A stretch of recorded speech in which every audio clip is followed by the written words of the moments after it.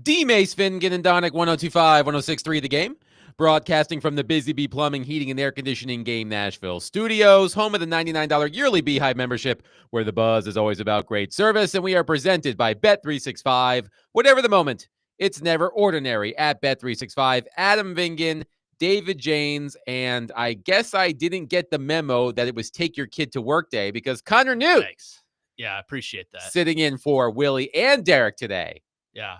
Both of them. I can legally drink, so I'm not a child, but I appreciate it. You're a child to me. At heart, I'm a child. But I'm glad that you're here.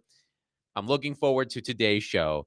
I also have a bit of a running list of all of the people I've hosted shows on this station with, and now I can cross Connor Newt off that list. There you go. That list includes, of course, Willie and Derek, both Robbie and Rex Road, both Chase and Big Joe, Jake Frazier, and Teron Davenport. And now you. Yeah.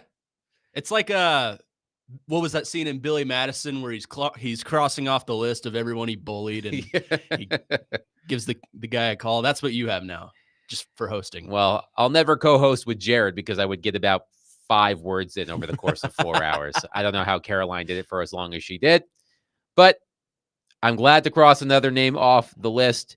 Connor and I are going to have some fun today. Since there's no Force Company this weekend, we will allow you to do, and by we, I mean me, will allow you to do Newt's Notes today. Oh, so Newt's Notes will happen in the 1 o'clock hour. I don't think you know what you're unlocking. But well, you know what? It's the last day before a long holiday weekend. People don't want to think too much. They just want to relax. They're not really paying attention at work. They want Newt's Notes. They want Newt's Notes. Absolutely. By the way, David Janes, happy 24-year anniversary of the NBA Board of Governors approving the Grizzlies' move from Vancouver to Memphis. Yes, go Grizz, baby. Big day. So big day for David Janes. I love it. Just so happy they're there and not in Nashville. So we will discuss the Titans. We will discuss the Predators. I'll probably shoehorn some sort of Joey Chestnut thing in here. Yes. As he prepares to re-enter the Nathan's hot dog eating contest. But I do want to start with this, Connor. There is a question on the mind of a lot of Titans fans. We are roughly 3 weeks away from the start of Titans training camp, thank goodness. But there is a question that Titans fans, a lot of Titans fans, have been asking since the moment the Titans officially drafted Cam Ward with the number 1 overall pick. Are the Titans going to ruin Cam Ward? Look, the Titans franchise, specifically the Titans franchise, it's a graveyard of quarterbacks. Your Jake Lockers, your Marcus Mariotas, even your Vince Youngs, right? Like it just hasn't for whatever reason worked out when it comes to drafting and developing quarterbacks with this franchise. And I think there are a lot of Titans fans who are concerned that Cam Ward is going to be the next quarterback on that unfortunate list. And I want to highlight a story that was written by Nick Suss in the Tennessean with the headline, "Afraid Tennessee Titans might ruin Cam Ward? Here's precisely how to avoid that awful fate." And I don't know Nick Suss, but I do read his work. And one thing I do appreciate about Nick Suss is he and I are sort of kindred spirits in the sense that we love to dig into the numbers and calculators. And I know that Jared is probably snickering right now because when Jared does impressions of me, there was one texter who texted in the other day and said, "Why do you make Adam sound like he has a serious sinus infection whenever you impersonate him?" Because Jared does this like stereotypical 1980s movie nerd voice, like nah, nah, nah, nah, nah, whenever he makes fun of me. And Jared, I am a nerd. I'm okay with that. But okay. Jared's voice is like 8 octaves higher than yours, so don't worry about it. You said it, not me, my friend. But Nick Suss, he dug into the numbers. It's really interesting. The lead of his story, quote, "Let's stop wondering about the NFL's most important question and actually put some effort into answering it. The Titans invested their number 1 pick in the 2025 NFL draft in quarterback Cam Ward. That made him the 130th quarterback selected in the first round of a draft since the AFL-NFL merger in 1970. And let's be honest, Suss writes, the league's track record on these picks isn't that great.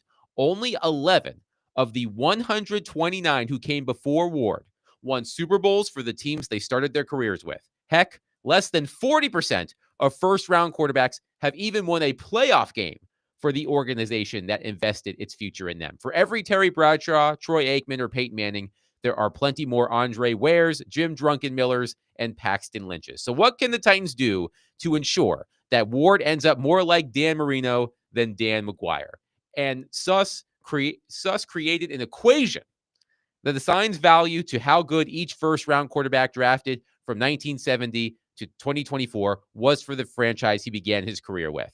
Now, I don't want to get too technical, Connor. Again, it's awful nerdy. I love this stuff, but I don't want our listeners to think that I'm about to teach a lesson in advanced statistics. But it is a really interesting read, and if you subscribe to the Tennessean, I suggest you go and read this story from Nick Suss. Now, some of the results are unsurprising. Winning is good and losing is bad. Right. We all know that. We don't need an algorithm to tell us that. But there were some interesting points in here, Connor. One of the most compelling arguments based on Suss's research was this, quote, firing a head coach before or during a quarterback's second season leads to brutal results. Mm-hmm. It's not an automatic death sentence. Aaron Rodgers and Jared Goff are recent examples of quarterbacks who turned out pretty well in spite of coaching changes between their rookie year and year two. But the graveyard of names also includes recent cautionary tales, such as, oh boy, this list makes me sick, Rex Grossman, Daniel Jones, Joey Harrington, Brandon Weeden, Blaine Gabbert, Josh Rosen, and Paxton Lynch. So, how do the Titans avoid ruining Cam Ward, Connor Newt? Don't fire the head coach mid-season. That is one part of it. I've been preaching this for months, and if I have to roll out the tape, I will.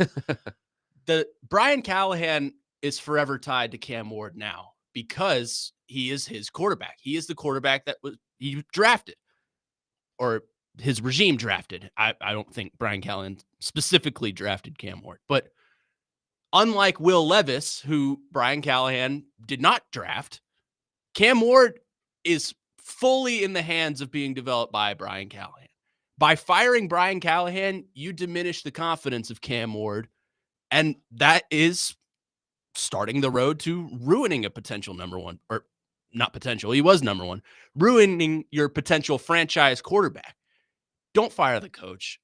Now, if it gets to the point where, you're 1-7 and Cam Ward isn't showing any progress and, he's got more interceptions than touchdowns or something like that, then I think we can have that conversation. But I don't think anyone expects the Titans to be good this year unless you're convincing yourself otherwise. And if you're doing that, you are insane. If the Titans are, let's say, have won 3 games through 10 games, or have 3 wins through 10 games, and Cam Ward is good, like he has 2,000 yards passing and 10 touchdowns and maybe a pick, then I would keep Brian Callahan. Because obviously, to me, this season is not about wins and losses. It's not. This season is about developing Cam Ward and developing your young stars in J.C. Latham and Peter Skoronski, and on the defensive end, Jarvis Brownlee, or all these young guys, because I think the Titans are looking at the same thing I'm looking at, and that's to 2027 when this new stadium opens. They want to be as good as they possibly can when this new stadium opens so they can have this national spotlight, so they can have more money thrown at them to get better and to contend in a Super Bowl in their own stadium, or be in a national Saturday or Sunday night football live from the new Nissan Stadium. That's just my 2 cents. I think the key to it is Brian Callahan for not ruining Cam Ward. If you don't invest in him, to me, you're not investing in Cam Ward. Wes in Clarksville on our text line, driven by WilsonCountyHundy.com, says Mike Vrabel will ruin Cam. He's going to get Brian Callahan fired. I know a lot of Titans fans that are anti-Brian Callahan have that game against the Patriots circled on the calendar as perhaps Brian Callahan's final game with the Tennessee Titans because we saw what happened the last time an ex-Tennessee Titans player whooped up on the Titans, that being A.J. Brown. Next thing you know, John Robinson out the door. Jeff on our text line says, I think Nick's numbers are a bit sus. I see what you did there, Jeff. Good one. The conclusion that Nick Suss came to during doing his research for the Tennessean was, quote, if the Titans want Cam Ward to thrive long-term, or if any team wants a rookie stud to turn into a generation-defining star for that matter, the best path is to play Ward early, to let him make mistakes, and to send him into year 2 with as much coaching continuity as possible. If he gets his reps as a youngster, is able to learn from his shortcomings, and heads into his second season without having to learn new schemes, there's a pretty good chance that leads to good results. It's not a perfect answer, but it is an answer. Bingo. So I do agree with you on the Brian Callahan point. Now, I've referenced this a few times, and I hope I'm remembering it correctly. I believe 5 of the past 7 quarterbacks drafted number 1 overall had their coaches fired in season during their rookie years. It just happened this past season with Matt Eberflus in Chicago. Urban Meyer is on that list. That is a special case. Would have been Frank Reich, right, in Carolina, with Bryce Young. Jared Goff was on that list with friend of the station, Jeff Fisher. Jeff Fisher fired during Jared Goff's rookie season with the Rams. If I recall correctly, the 2 quarterbacks who don't qualify are Kyler Murray and I want to say Baker Mayfield. That might not be right. Did Joe Burrow? Oh, Joe Burrow. I'm sorry. Yeah. Baker Mayfield's coach was fired. That would have been Freddie Kitchens, right? Yes. So it was Joe Burrow and Kyler Murray. Those were the 2 out of the 7 who made it through their rookie seasons after being drafted number 1 overall with their coaches still intact. So Wes in Clarksville follows up and says, seriously, though, best way not to ruin Cam is they've got to fix that offensive line and have them play way better than the last 3 seasons. That does go hand in hand, of course. Yes. And on paper, and I emphasize that part, on paper, I do feel better about this offensive line with the addition of Dan Moore and J.C. Latham moving to the right side. You hope for another year of growth from Peter Skoronski. The question mark, however, is at center with Lloyd Cushenberry. When is he going to be available, and how good will he be when he becomes available? So that's a big question mark on the offensive line that I think gets overlooked. But I'm all for Cam Ward starting week 1 and taking his lumps. If he gets beaten up a little bit, so what? That's how people learn. Like if I am Brian Callahan and the Titans front office, I am not babying Cam Ward. Right. You go out there and take your lumps. And week 1 on the road at Denver, here is your requisite altitude comment here, but also the fact that the Broncos have a great defense, led the NFL in sacks last season, have the reigning defensive player of the year in the secondary. Take your lumps, kid. Like, look, we had texters on our weekend show, or maybe we were filling in for Jared one day. Regardless, we had texters saying, let's just sit Cam Ward for the first 2 games of the season because that may be too hard for him coming in. Welcome to the NFL, pal. I mean, this is how the NFL works. You don't learn by not doing. By sitting on the bench and watching, who are you going to throw out there? Will Levis, you cannot throw out there. Brandon Allen, you're going to throw out there and expect to have results. He's not going to learn much by watching Brandon Allen. I'm just going to tell you that. By throwing him out there, and yes, he is playing in Denver, in maybe one of the toughest places to play in the NFL against a tough defense, he's going to learn. He's going to make mistakes. It's a good defense. It's his first NFL start. He's not going to be perfect. And if he is, then wow, that would be very impressive. But he's not going to be.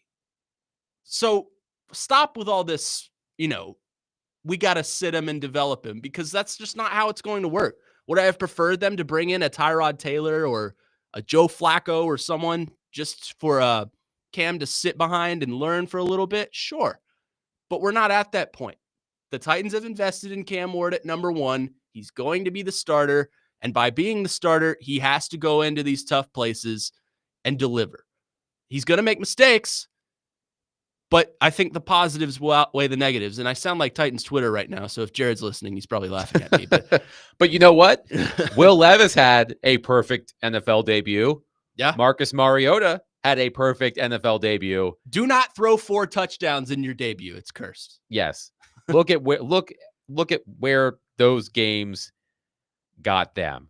Jay from Laverne says, shoot. He did not say shoot. He said another word. Shoot. A lot of quarterbacks sat for a year. Well, Jay, that's a good segue because coming up next, in Nick Suss's article, he dispels some myths about young quarterbacks that he found doing his research. One of which is what Jay from Laverne just texted about. And we will get to that coming up next. 615-737-1025. Our phone and text lines are driven by WilsonCountyHyundai.com. Your confidence in the Tennessee Titans not to ruin Cam Ward. We'll continue this discussion coming up next. 615-737-1025. But before we do, this week's Nashville's best deal is Tzatziki's. Craving something fresh and flavorful? Tzatziki's has you covered from juicy chicken kebabs to perfectly grilled salmon. Every bite is bursting with Mediterranean goodness, and don't even get us started on the homemade sauces and dressing. Get half off a $25 gift card now while supplies last at thegamenashville.com/deals.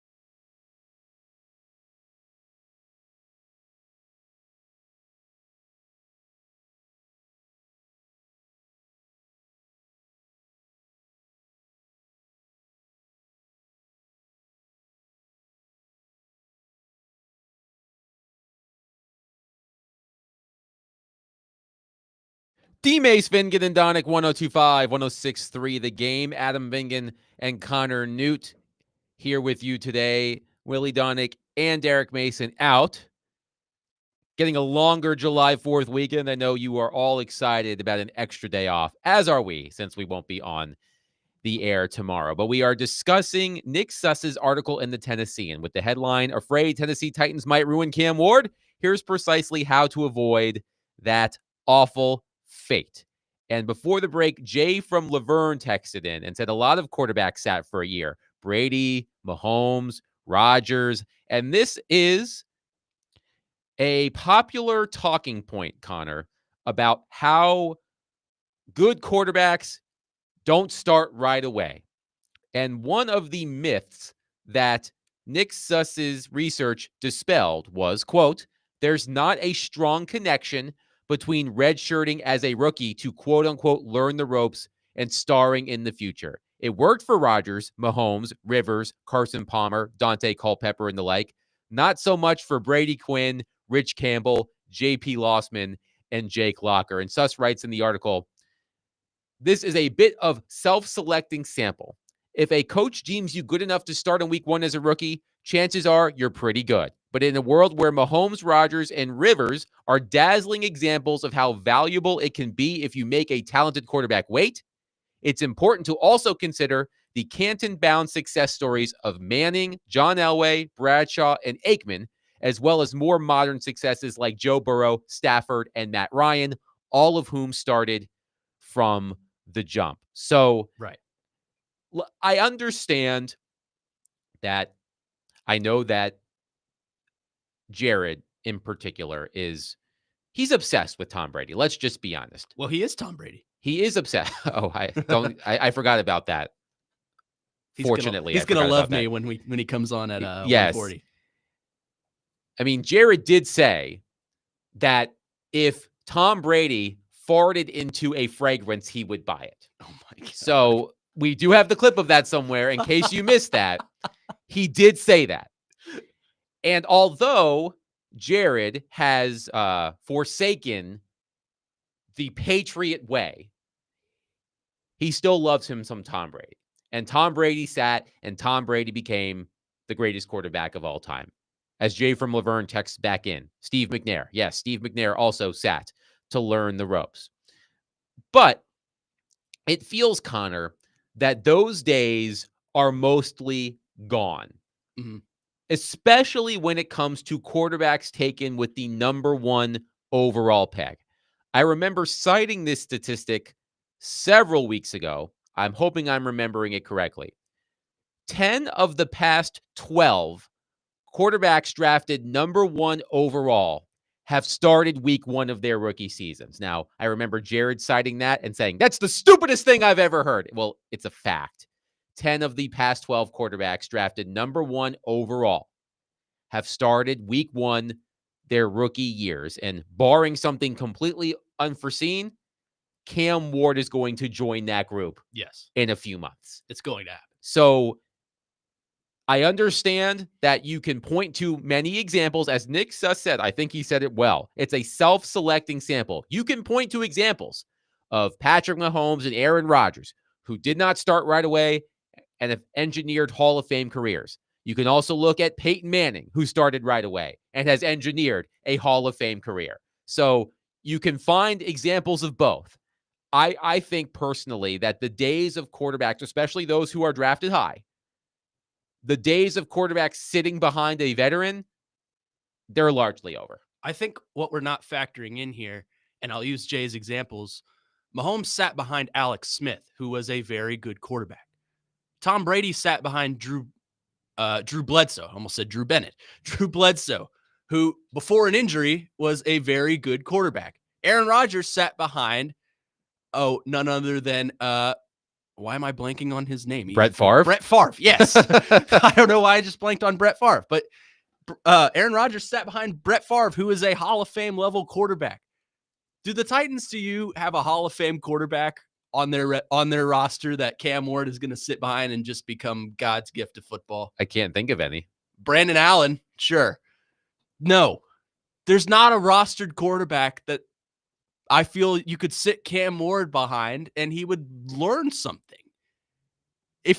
I think Nick Suss put it best. If you are a rookie quarterback and you are given the trust to go out and start immediately, chances are you're a pretty good quarterback. That said, I think Cam Ward is the best option the Titans have on their roster.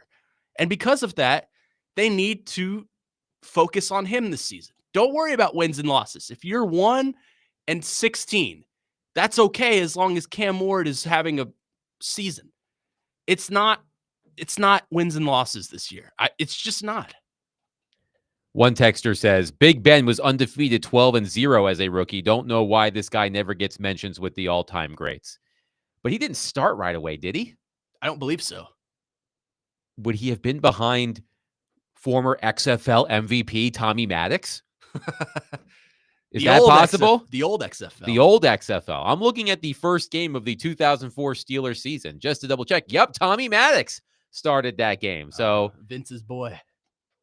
Oh, Vince. One texter says, Dustin says, this is how much faith I have in the Titans not ruining any quarterback. I think Levis could have been great. I truly believe we ruined him.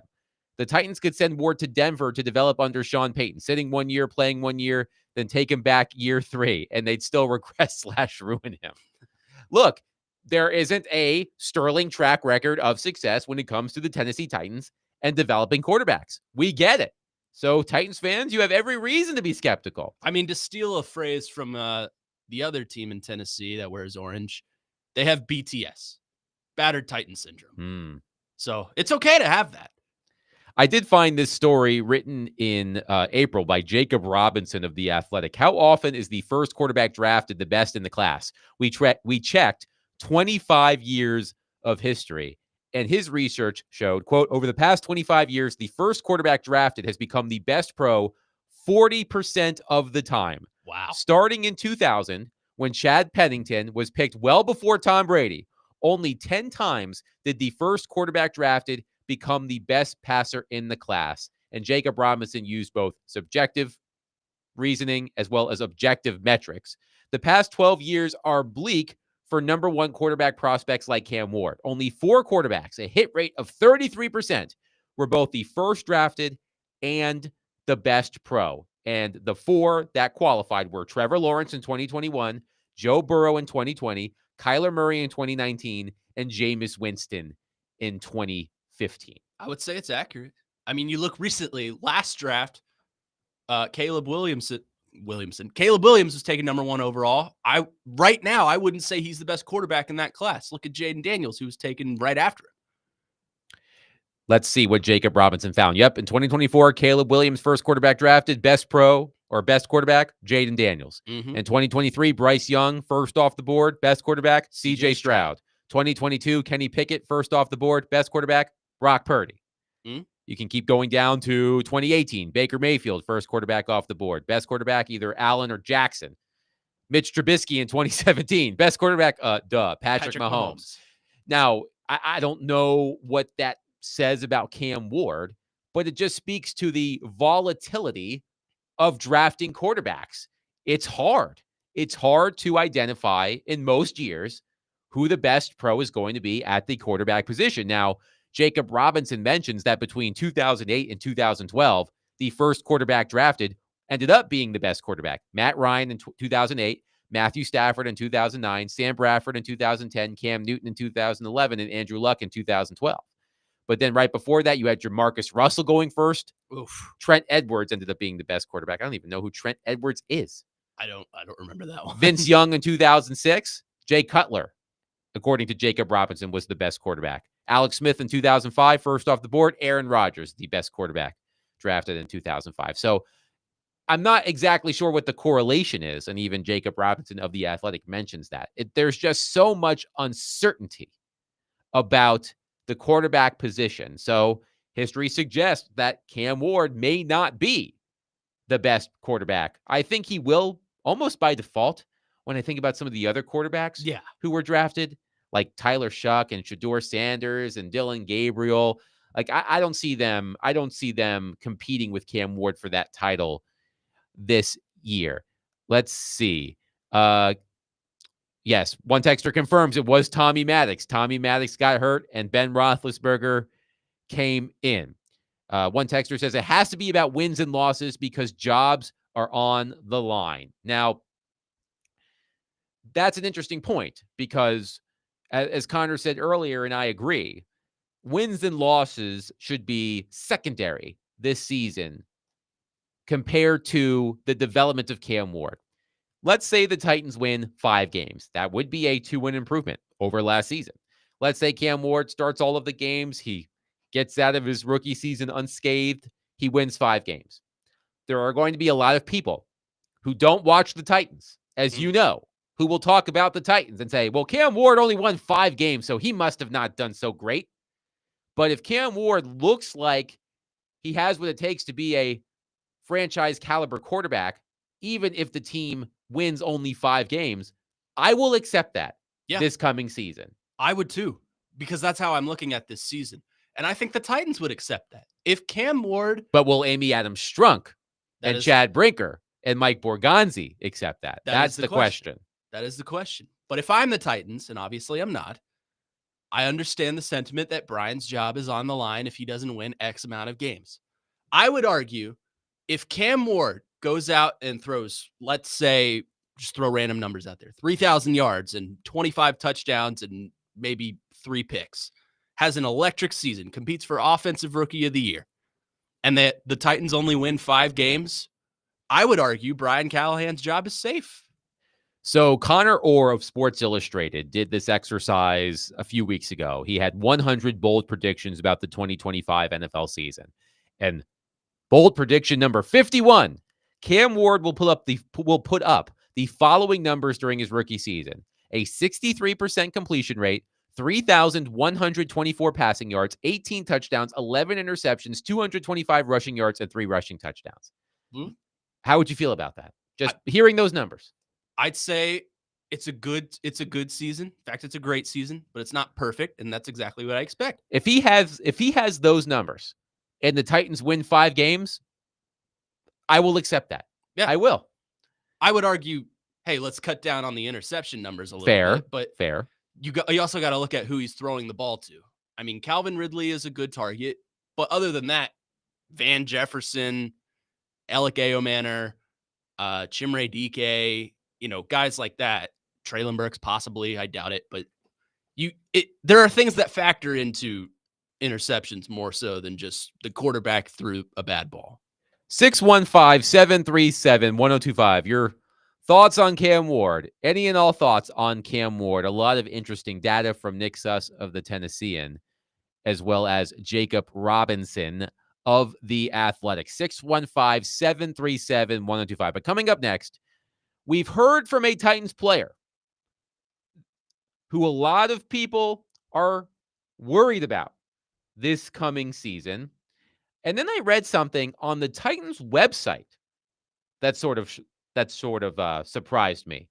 And we'll get to that coming up next. 615-737-1025. This September, Tim McGraw will be performing at Trintix's Rock the Cradle in Nashville, a meaningful event supporting newborns and moms at Ascension St. Thomas Midtown. Get your tickets now at rockthecradlenashville.org.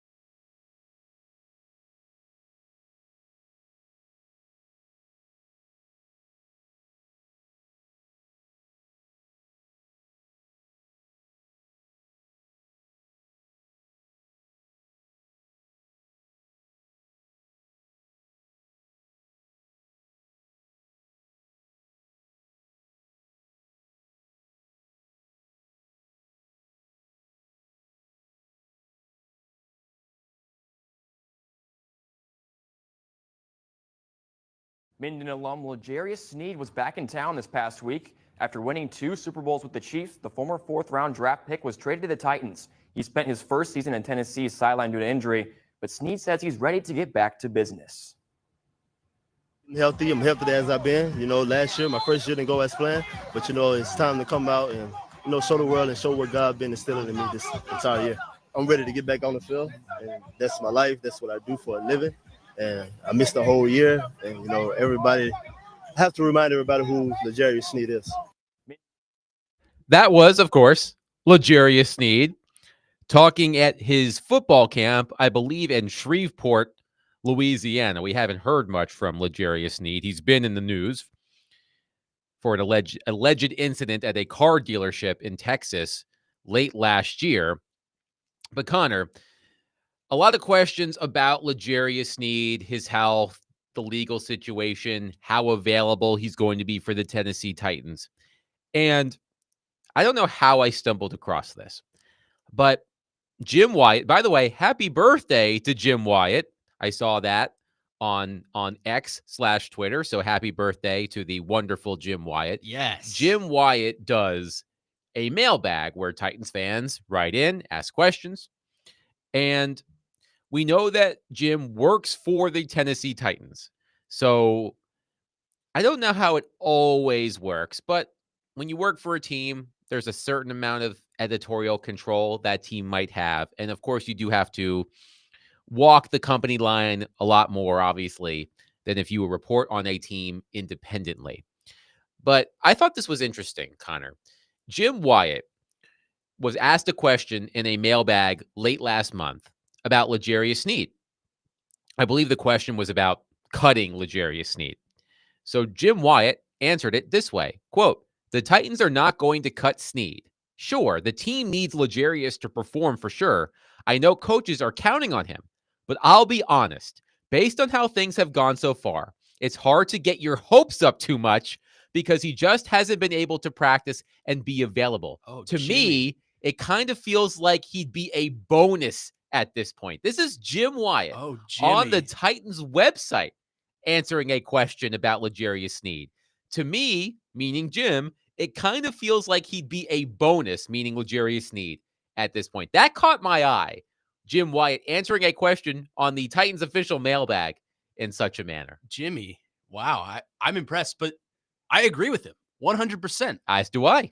I mean, has L'Jarius Sneed gone out there and shown you anything proving that he is the same corner he was in Kansas City 2 years ago? No, and I somewhat vividly, two words that don't typically go together, I somewhat vividly remember the game against the Dolphins, the Titans' first win of last season, when Tyler Huntley was starting at quarterback for the Miami Dolphins. And that's when Will Levis got hurt, injured his shoulder. Mason Rudolph came in.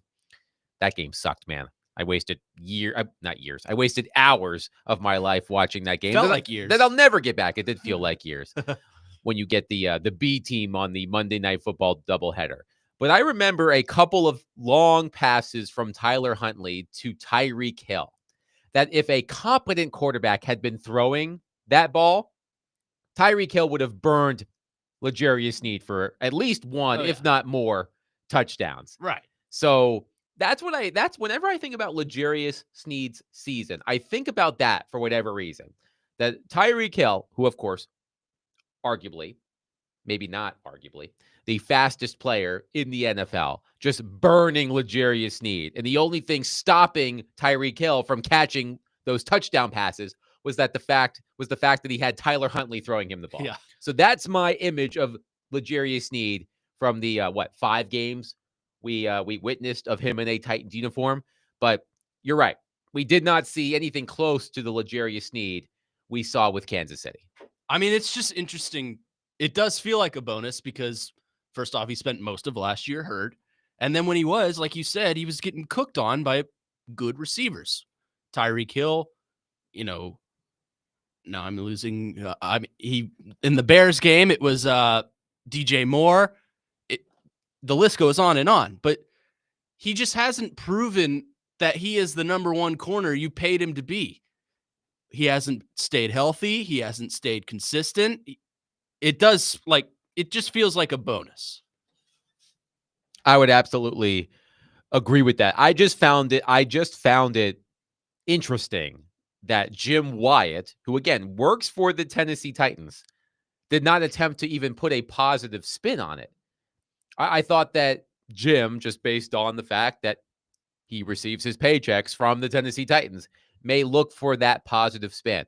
But even Jim Wyatt said, based on how things have gone so far, it's hard to get your hopes up too much because Snead just hasn't been able to practice and be available. To me, it kind of feels like he'd be a bonus at this point, which is a problem when you consider what the Titans paid to acquire him in the trade and then paid him to sign. But here's the thing, they kind of need him to be healthy and even to perform, because look at the corner room that they have. Roger McCreary is a decent slot, but hasn't shown anything that he can be a top guy. Jarvis Brownlee showed some flashes last year, but he's due for a sophomore slump. We'll just say that. You lose Chidobe Awuzie. Other than that, your corner room, your secondary is extremely thin. Mike Brown, maybe. Other guys that come to mind, I don't really have any. But the Titans need L'Jarius Sneed to be healthy and to have a bounce back year, because that's the future of their corner room. They don't have investment in that. They didn't bring anyone in that comes to mind. Their entire secondary future is pinned on Jarvis Brownlee Jr. And as far as safeties, you have Amani Hooker and maybe Kevin Winston if he pans out. But they just don't have any hope in that area of secondary and corners and even safeties. It's just they need L'Jarius Sneed to step up and be healthy and perform. One texter, Mo, says, let's not forget Michael Pittman caught a touchdown on him with a bad back. I do remember that. I believe it was a jump ball in the end zone. It was. For Michael Pittman.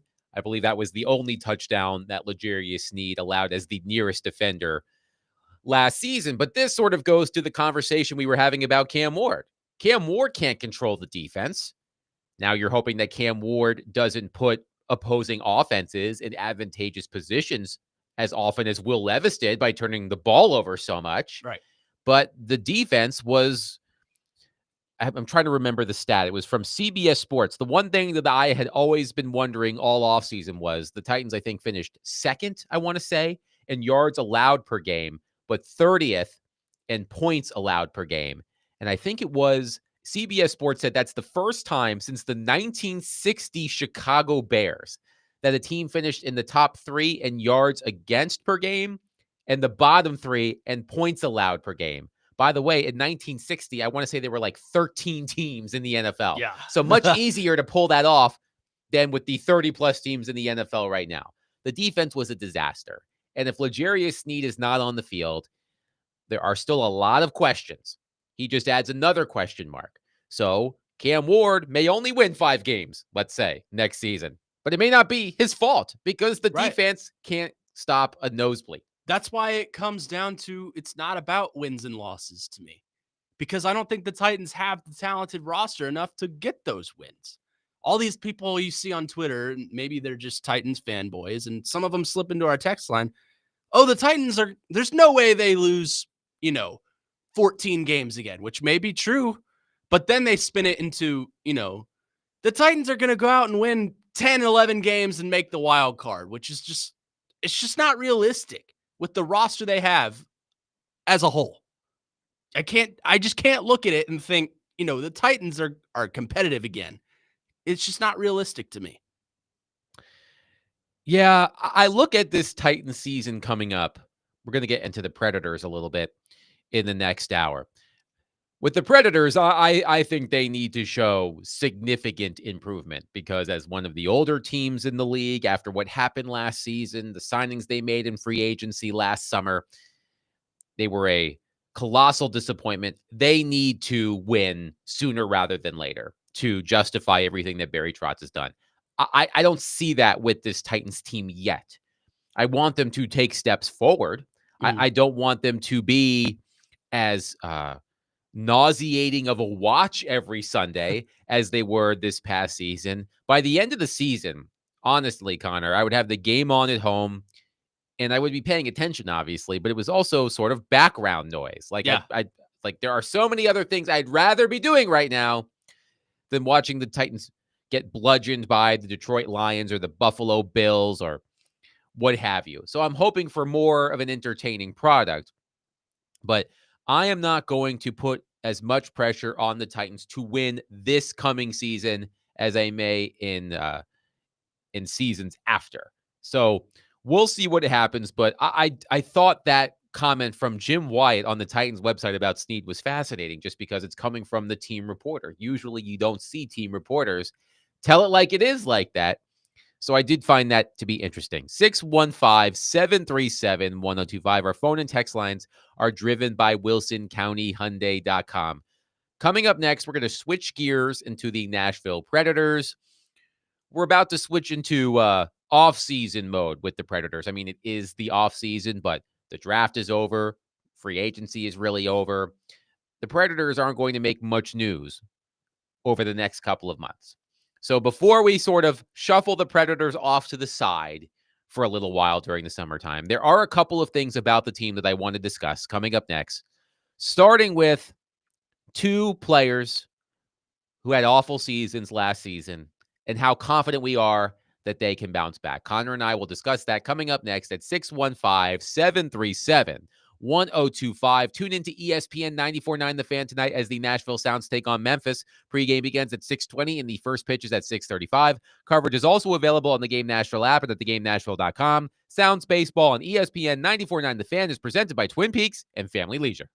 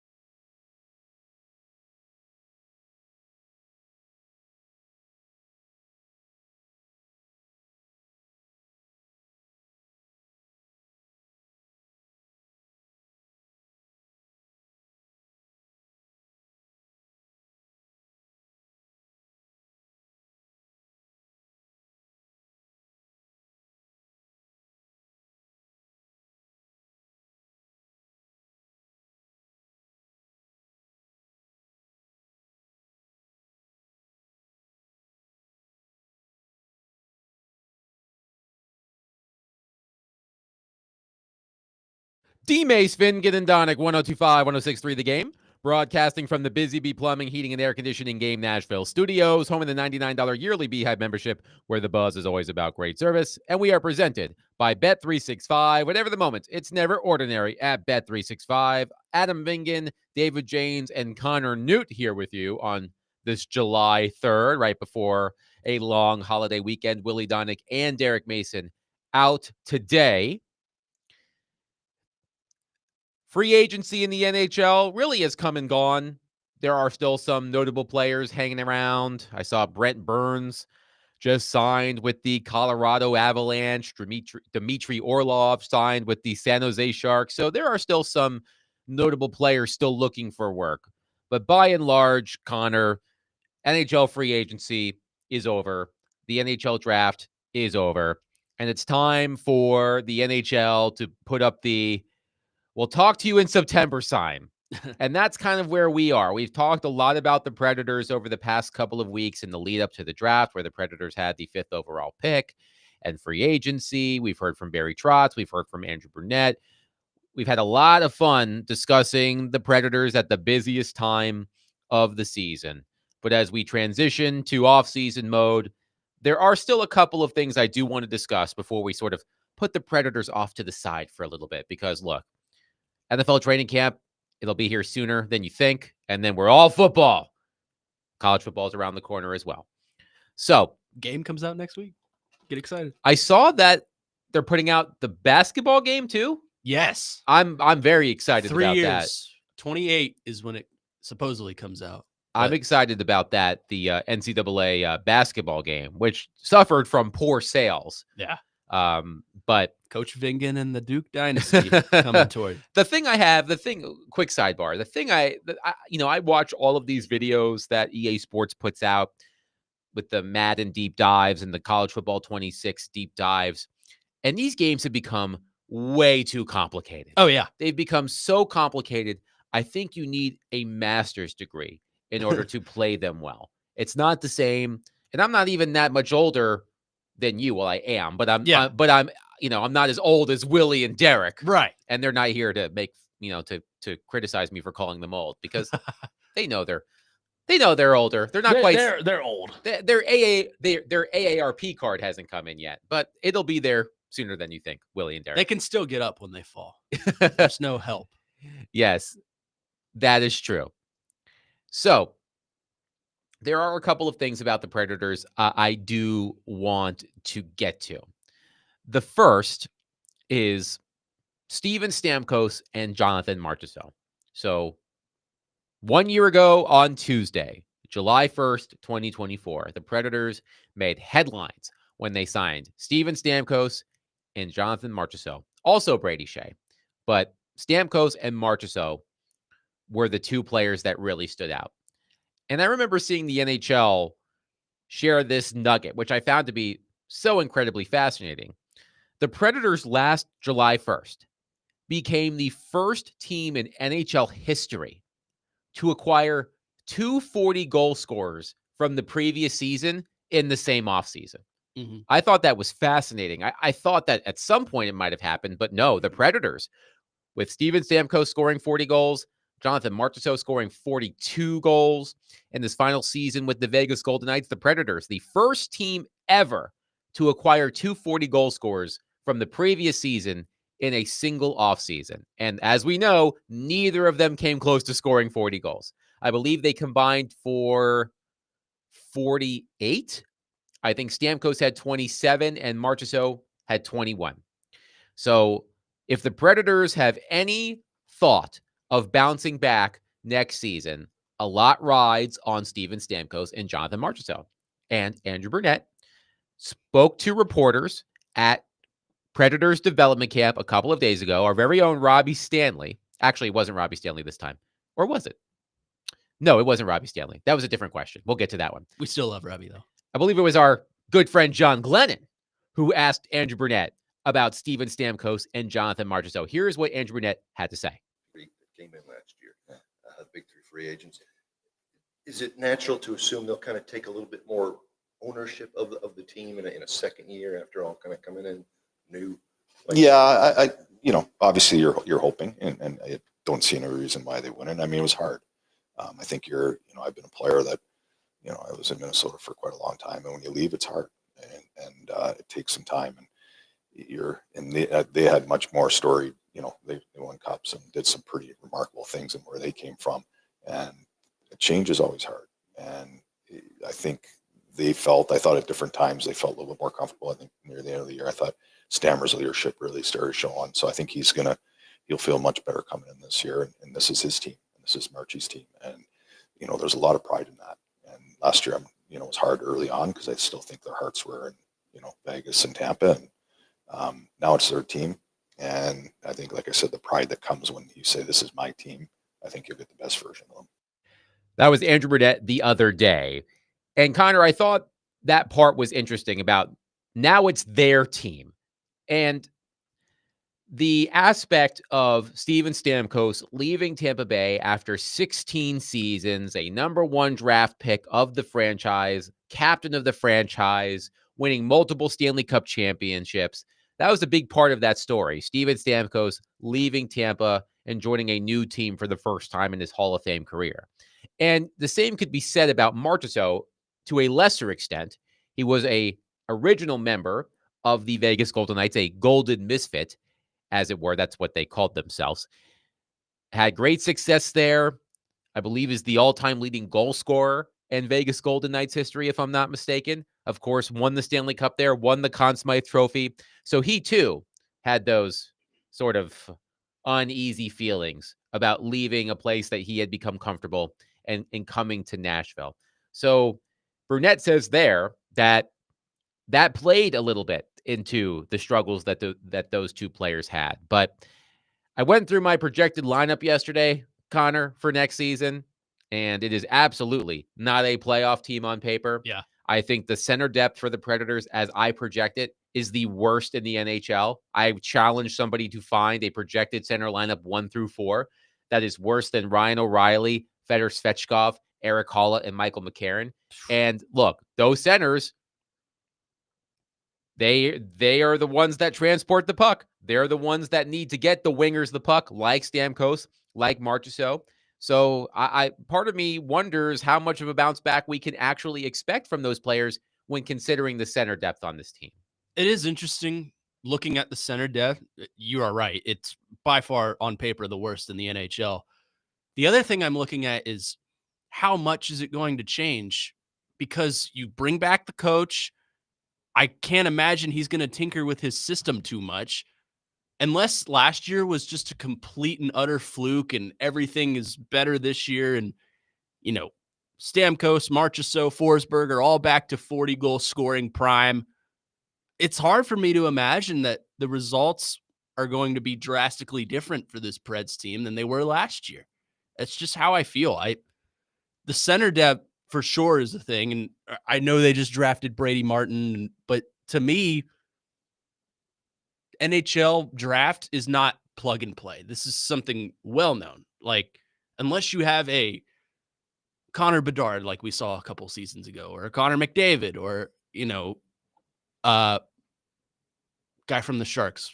Help me out here. Macklin Celebrini. Thank you. Yes. Unless you have a caliber player like that you can immediately plug in and expect results, they're going to take some time to develop. I'll just say that. Now, I understand, correct me if I'm wrong, Adam, there's a sort of like college football, there's a red shirt rule for these young prospects that, he can play 9 games before you send him down or something like that. Yes. So when a player is on an entry-level contract, that contract is slide eligible, which means that player's team can choose to return the player to junior hockey and avoid using a year of the contract. So that allows teams to keep players under entry-level contracts for longer, which is of benefit to the team, of course, because those contracts don't cost that much money. The other thing to keep in mind as well, there's this NHL, CHL agreement. CHL is sort of the umbrella organization, I guess you could call it, for all of the junior leagues, like the Ontario Hockey League and the Western Hockey League and the Quebec League. And players who are drafted out of that league, like Brady Martin, if they are teenagers, this is a very simple way of explaining it. If they are teenagers, they can't go to the American Hockey League. Right. So if Brady Martin, think about what happened with Tanner Mollendijk. Tanner Mollendijk stuck around, I think, until the very end of training camp last season. But he didn't go to Milwaukee. He went back to juniors. And that's what would happen with Brady Martin. If Brady Martin does not make the Predators out of training camp, he must go back to his junior team. He can't go to the Milwaukee Admirals. Personally, I don't love that rule. I think if a player is ready to be a pro, he should be able to play pro hockey, because a lot of times you'll see players who are absolutely beyond playing junior hockey, and they'll go back and they'll just whoop up on these kids because there's nowhere else for them to go. And don't develop much because they're not getting right. competition. So we'll get to Brady Martin in a little bit. Right. But when I look at Stamkos and Marchessault specifically, Stamkos, his career average, he's averaged half a goal per game in his NHL career. Last season, he averaged 0.33 goals per game, which was the second worst of his 17-year career. Another thing to note, his shots per game, 2.12, the worst of his 17-year NHL career. So Steven Stamkos, despite having one of the worst seasons of his Hall of Fame career, still mustered 27 goals, but 14 of them came on the power play. I want to say it was either 10 or 11 came at 5-on-5. And my concern about Stamkos when the Predators signed him last summer was, at this stage of his career, he is not as much of a needle mover at 5-on-5. He needs an elite play driver to carry the load. He had that in Tampa when he played with Braden Point or Nikita Kucherov. He wasn't going to have that here, and we saw what happened when he did it. He was not effective at 5-on-5. Most of the team wasn't. But Stamkos was not effective at 5-on-5. So, look, even in arguably the worst season of his career, he still nearly scored 30 goals. And I think a bounce back for Stamkos would be getting back to that 30-goal threshold. And I would like to see him be more impactful at 5-on-5. I don't know if this lineup will help him do so. Steven Stamkos can still be an effective power play player. We know that. But they need more from him at 5-on-5. I do wonder, though, if he is being set up for success based on the roster and the projected lineup that I have on paper. Yeah, it's interesting to look at because obviously they don't trend towards putting him on the top line with O'Reilly and Forsberg. But I feel like to be effective, he would have to have O'Reilly as his center. He's the most well-rounded center that this team has. Like you said, the center's job is to transport the puck to the wing. O'Reilly's the best at doing that on the roster.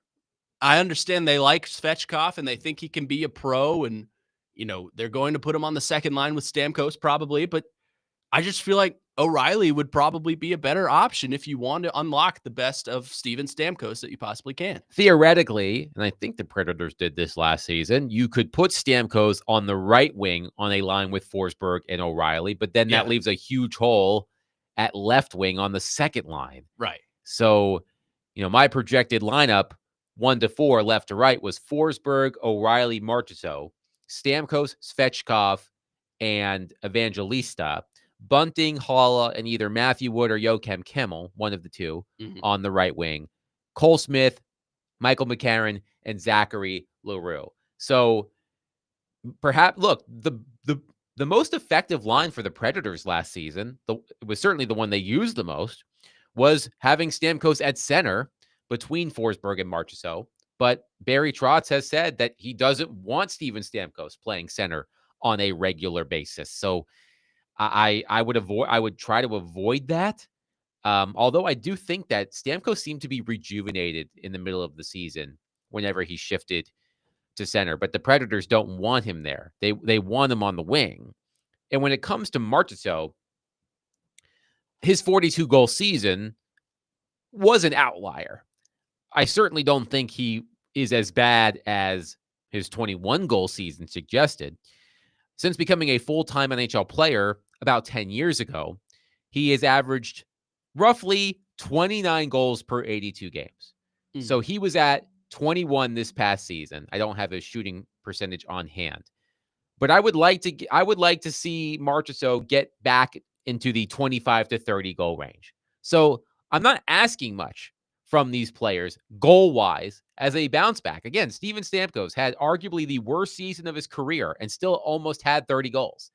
And Marchessault, we knew he was going to take a step back because he's not a 40-goal player, but I didn't expect it to be that bad. It was sliced directly in half from 42 to 21. To me, I think bounce back for Stamkos starts at getting to at least 30 goals. And for Marchessault, I think it's getting back to at least 25. But the thing is, that still isn't probably going to get you very far. I mean, Philip Forsberg needs to have a bounce back season too. We still had 31 goals, I want to say. It was in the low 30s. And he went on that really long streak, scoreless streak, right? Yes, he did. So look, I don't know where the offense is going to come from. Like, I'm not asking much of these players to have bounce back seasons. I'm fairly confident that Stamkos and Marchessault can do what I am suggesting. Score maybe a combined 10 more goals than they did last season. Yeah. I'd like to see more, but I'm not sure if I can expect that much more. It's going to take other players to step up, but then at the same time, who are you confident in stepping up other than Philip Forsberg? Luke Evangelista, Matthew Wood, Joakim Kemmel, Right. You'd have Michael to expect, Bunting. You'd have to expect a lot of it out of your young guys. Yes, that's a good point. Quickly, Dustin says, "Am I the only one that thinks Stamkos is cooked? See, not only his best years, but has he hit a huge wall? Dude averaged about 2 shots a game whole season. I think he's not worth what we got him for, and need to send him on his way first chance." Well, Dustin, as I've mentioned countless times, Steven Stamkos has a no movement clause in his contract, which means that if he wants to go somewhere, it's all up to him. The Predators cannot trade him without his permission. So I don't anticipate that happening. But as you mentioned, Steven Stamkos averaged just over 2 shots per game last season, which was the lowest total of his 17-year career. So look, a lot went wrong for the Predators. My baseline for bounce back seasons from Stamkos and Marchessault is score a combined 10 goals more than you did last season. Start at 10. Like, anything above that, I'll take as gravy. But I think they combined for, as I said, 48 goals last season. Try to get to 60 combined. Yeah. I will take that, but we'll see. 615-737-1025. Your thoughts on Steven Stamkos, Jonathan Marchessault. How confident are you that they can bounce back next season? Coming up next, we did touch on Brady Martin. I do want to get to Brady Martin coming up next. A lot of thoughts on that draft pick. But I've heard what Barry Trotz has had to say about Brady Martin. And I'm wondering if he should pump the brakes a little bit. 615-737-1025. Connor Newt, Adam Vingan, 1025-1063, The Game.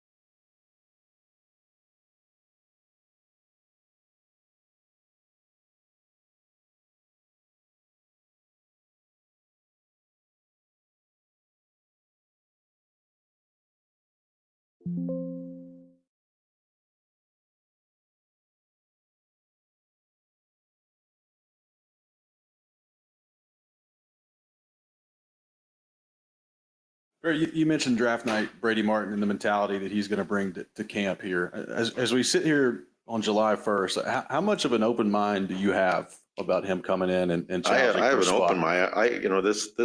This young man, nothing would surprise me. This guy's he's got tons of confidence. I think he's a guy that pulls you into the fight.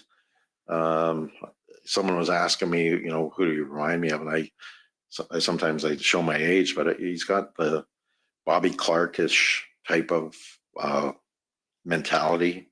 He's got more skill than you thought. He will hurt you. He'll pull guys into the fight. All those things that that make your team better when it matters, and he steps up when it matters. So, he get a chance at training camp to step up, and it was funny. He came in and he saw Mike McCarron walk by, and he's like, I got to go against him. Yes, you do. And he goes, no problem. So I think you got to be excited.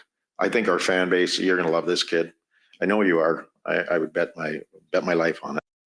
I would bet my life on it, says Barry Trotz on Predators fans loving Brady Martin. Adam Bingen, Connor Newt here with you, Willie and Derek out today. Barry Trotz sticking his neck out for Brady Martin, the 5th overall pick in the NHL draft last Friday. And the reaction to that pick, I thought, Connor, was excessive, to say the least. It's pretty wild. One thing is clear. I want to make one thing abundantly clear. This pick was not a reach. This was not the Predators taking the 18th best player on the board and drafting him 5th overall. If you read mock drafts in the lead up to the NHL draft, the actual draft, a lot of them had Brady Martin going in this range, number 4, number 5, number 6. So the Predators drafted Brady Martin where he was supposed to be drafted. Now, a lot of Predators fans were upset that perhaps the Predators left some high-end skill on the table by not drafting Porter Martone or James Higgins. Although Brady Martin fits a lot of what the Predators historically have looked for. His compete level and his attitude and his physicality and his grittiness and all of those other words that we often hear from hockey teams and hockey players and hockey management and such. So I don't love the idea, Connor, of Brady Martin being on this team next season. I'll tell you why. And it goes to what Barry Trotz was saying right there. He said, I would bet my life on it that Predators fans are going to love Brady Martin. And we should expect, if Brady Martin makes the Predators roster, and again, as I explained earlier, he can make the roster out of training camp, play up to, I believe, 9 games without burning a year of his entry-level contract, and then the Predators can send him back to junior hockey. They cannot send him to the American Hockey League, so he will not be playing with the Milwaukee Admirals until at least his junior season is over. So the Predators could put him on the team to open the season, play him for a handful of games, and send them back. And if they do that I'm fine with. Keeping him past that, I'm not okay with, because I do think it sets Brady Martin up for failure. Because if, let's just say, Brady Martin plays 8 games, and in those 8 games, he averages 13 minutes of ice time per game, and he has 1 assist, and he's not playing on the penalty kill, and he's not obviously getting any power play time. There are going to be Predators fans who say, the Predators used a 5th overall pick on this guy? He sucks. Like, I don't think it's a good idea to have him on the team for more than a cup of coffee. So if that's the case, that's fine. Anything beyond that, I think would actually do Brady Martin more harm than good. You're right. It's a confidence thing, because you are going to have those diehard fans that come on here and say, this guy sucks. He's not contributing the way you would expect a 5th overall pick to do. To that, I remind you, this is not the NFL. This is not the NBA. This isn't a plug and play pick. I am with you, Adam. I think if they want to exercise that rule where he comes in, plays 9 games, and then they send him right back to juniors, even if he does well, send him right back to juniors just to give us a taste of what Brady Martin looks like, fine by me. But I think if you were to use a year of his contract here, that would just destroy his confidence as a young 18-year-old kid. I've been 18 before, like last week. You've been 18 before. Half my life ago. Half your life ago. Confidence is weird around that age. You don't really know where you are, what you want to do. Obviously, he knows what he wants to do. He wants to play hockey, but you're very insecure at that age. And maybe Brady Martin's a little bit different than I was. I'm still a shy little boy, but fans are hard to deal with. We have people on the text line all the time that come after me, and some of those hurt. They're hard to take in. What do they say about you? Yeah, well, how dare you? How dare you talk about our sweet boy like that? How Yeah. dare you? Yeah, you don't have to gatekeep me. It's okay. But what I'm saying is I don't want his confidence destroyed so that if he does play a full year, he doesn't regress throughout the year. And more importantly, he doesn't regress throughout his career. I want to see this kid thrive. I want to see him just become what the Predators have always needed in the center. That in 25 years of this franchise's existence, they have not had a center that has just driven their franchise forward. Obviously, the Predators think that Brady Martin can be that guy, and I hope he is.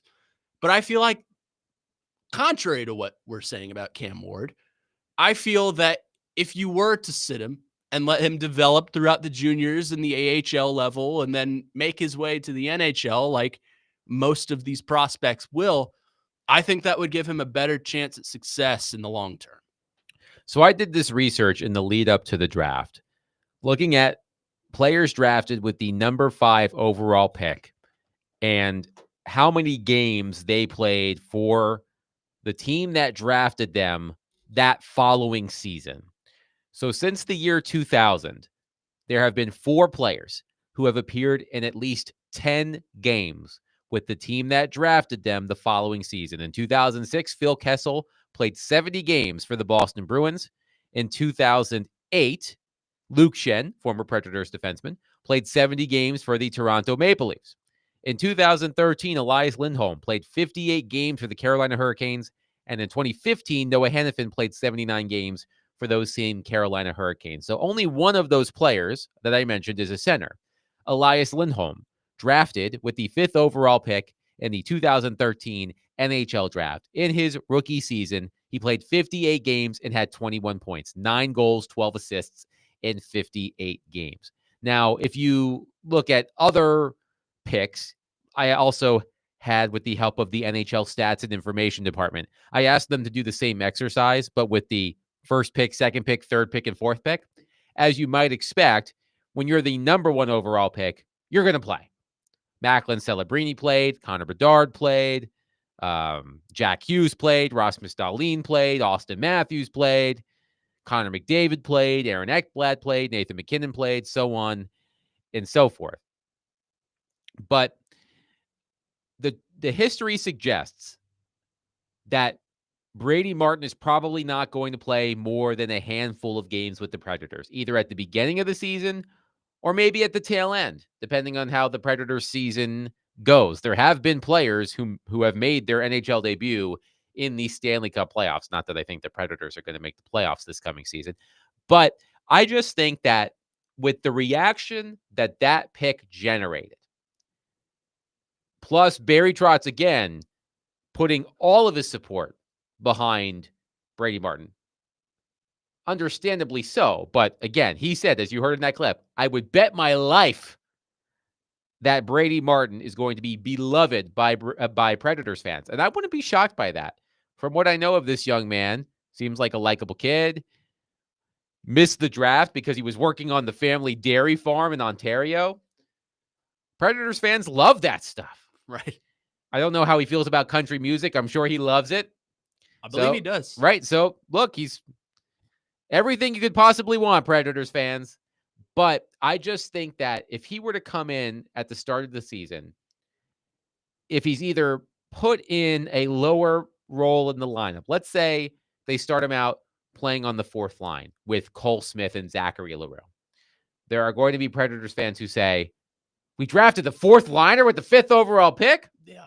And if he starts on the second line with Steven Stamkos and he doesn't put up 5 or 6 points, he can't hang with Steven Stamkos. We spent the 5th overall pick on this guy. I just think that the best thing for him, honestly, would be not to play for the Predators at all this season if it were up to me. I will allow for the play the 6, 7, 8, 9 games at the beginning of the season. But for me, I'd rather him go back to junior, build up his confidence, play there, and then show up maybe next season versus trying to shoehorn him into this lineup, which I think could be a mistake. Right. And I think obviously this is a risk for every single athlete in every single sport ever, but injury has to play a factor into this too. You don't want to send him starting his career and then he takes a massive hit by this hulk of a man defenseman for who knows, and you send him down, or he sits down for he sits down for the remainder of whatever season he has. You don't want that to happen because that affects confidence as well. If a young guy like that takes a hard injury and is, hurting for a while, it's going to hurt his development and, more importantly, his confidence. You don't want to see that for your number 5 overall pick. I'm with you, Adam. If it's up to me, I wouldn't. The best case scenario for me would be he wouldn't play for the Predators at all this season. I'd see what he does in this prospects game coming up this weekend, which is on our station. It is. Quick tease there. And I'd see, how he fares in training camp, but I'd treat this like I would treat Tanner Molendyke. Keep him around for as long as possible and then send him to the juniors. I think that's the best way to help with his development if I were Barry Trotz. Yes, and as Connor noted, the Future Stars game will be tomorrow at 10:30 at Ford Ice Center, Bellevue, and we will air that game for you live right here on 102.5 The Game. So if you can't make it out to the game, I believe it's also being live streamed on the Predators website. But if you want to listen to it, we will have it for you right here with Pete Weber and Max Hers and Jay Moore, I think. The whole crew. So Future Stars game, Brady Martin will be participating in that. 615-737-1025. Your thoughts on Brady Martin. If it were up to me, he would not play for the Nashville Predators this season. At the very most, give him that tryout at the beginning of the season without burning the first year of his entry-level contract. Send him back to junior for a year. That would be what I would do. Connor seems to agree.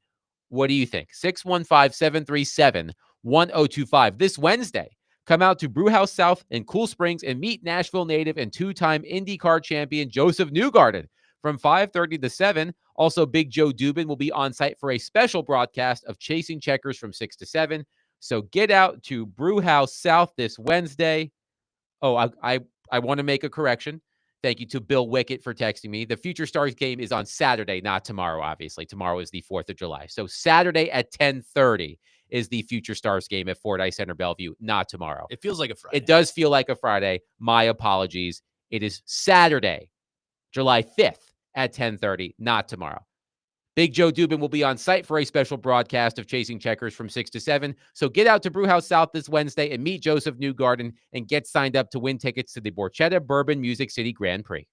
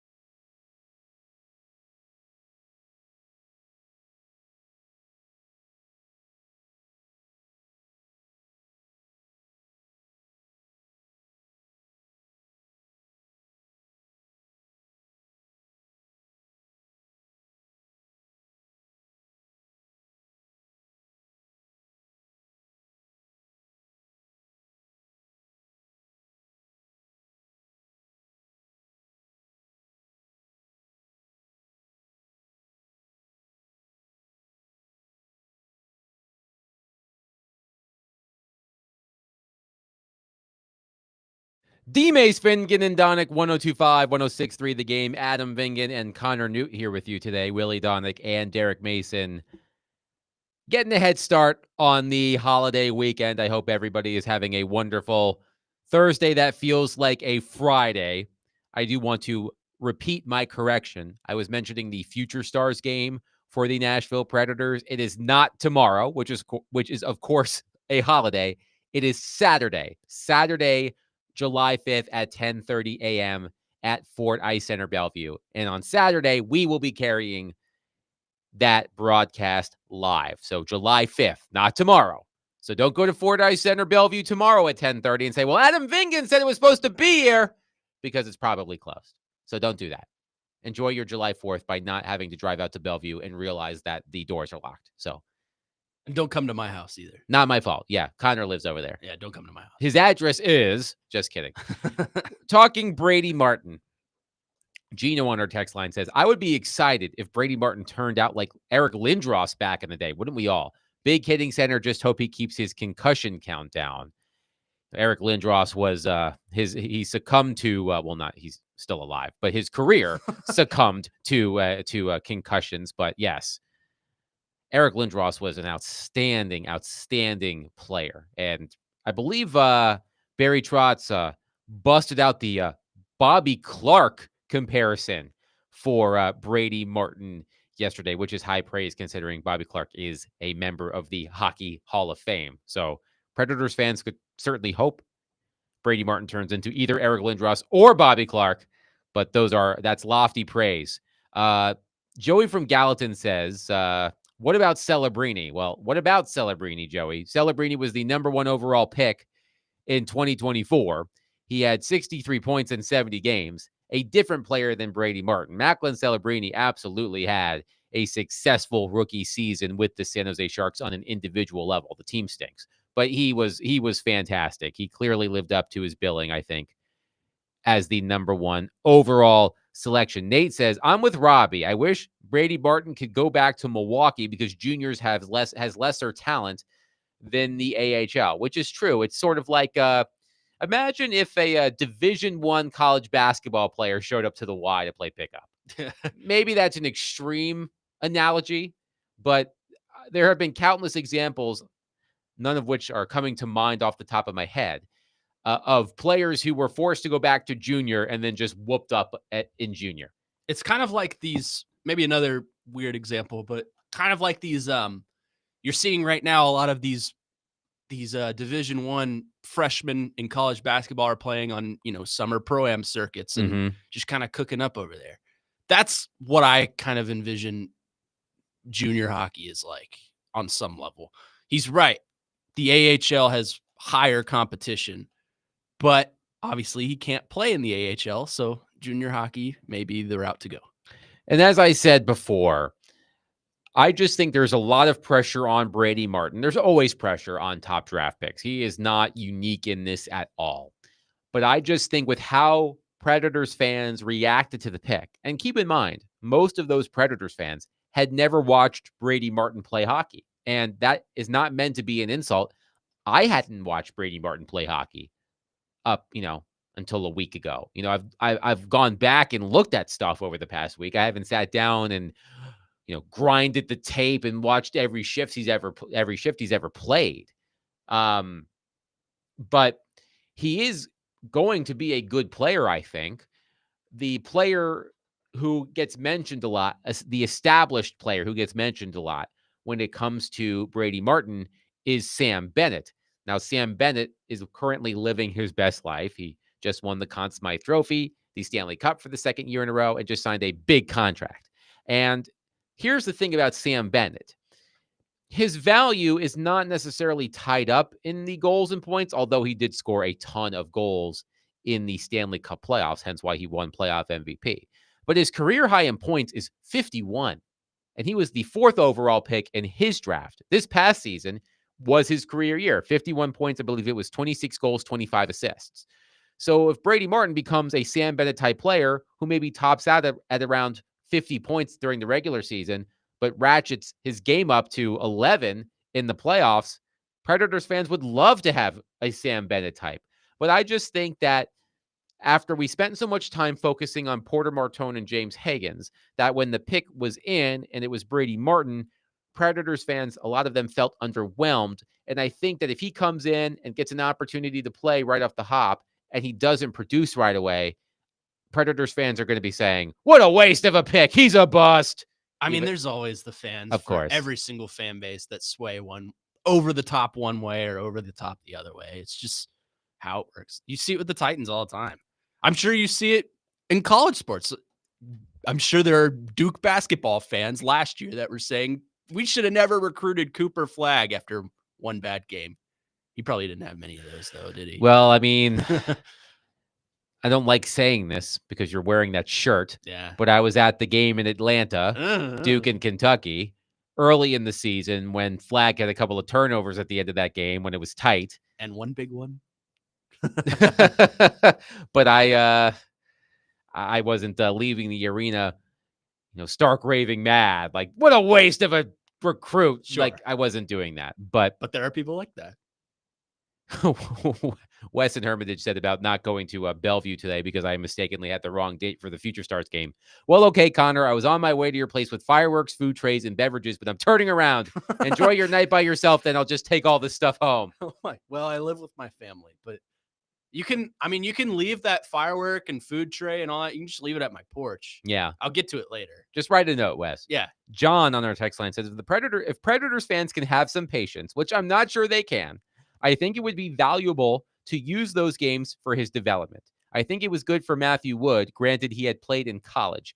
Get him the experience just like Arizona did for Dylan Gunther before they sent him back to the Seattle Thunderbirds. He turned out just fine. Love the show. So I mean, I get it, John, and I know that there are plenty. It's sort of the thing we were talking about with Cam Ward. It's a self-selecting sample, to borrow the phrase from Nick Suss. There are plenty examples of junior eligible players who stuck around and became great NHL players, but there are also examples of junior players who went back to junior when they were teenagers and turned out fine as well. And you can find examples of those two things failing. It's you can play both sides of it, but I just worry that Predators fans, it's been a long time since the Predators had a pick this high. The response to it immediately seemed to be underwhelming. Talking to people who were at the draft party last Friday at Bridgestone Arena, we took a lot of reaction to it earlier this week, tons of texts. I just think that it might be good for him to go back to junior, lay low, let this team stink, and maybe he can get a running buddy this time next year at the top of the draft again. We hope so. I mean, that would be the ideal situation. I'm still flustered that Wes wants to come to my house. No one's ever told me that before. I don't know how to respond to that. How old are you? You're 21? I am. Jeez.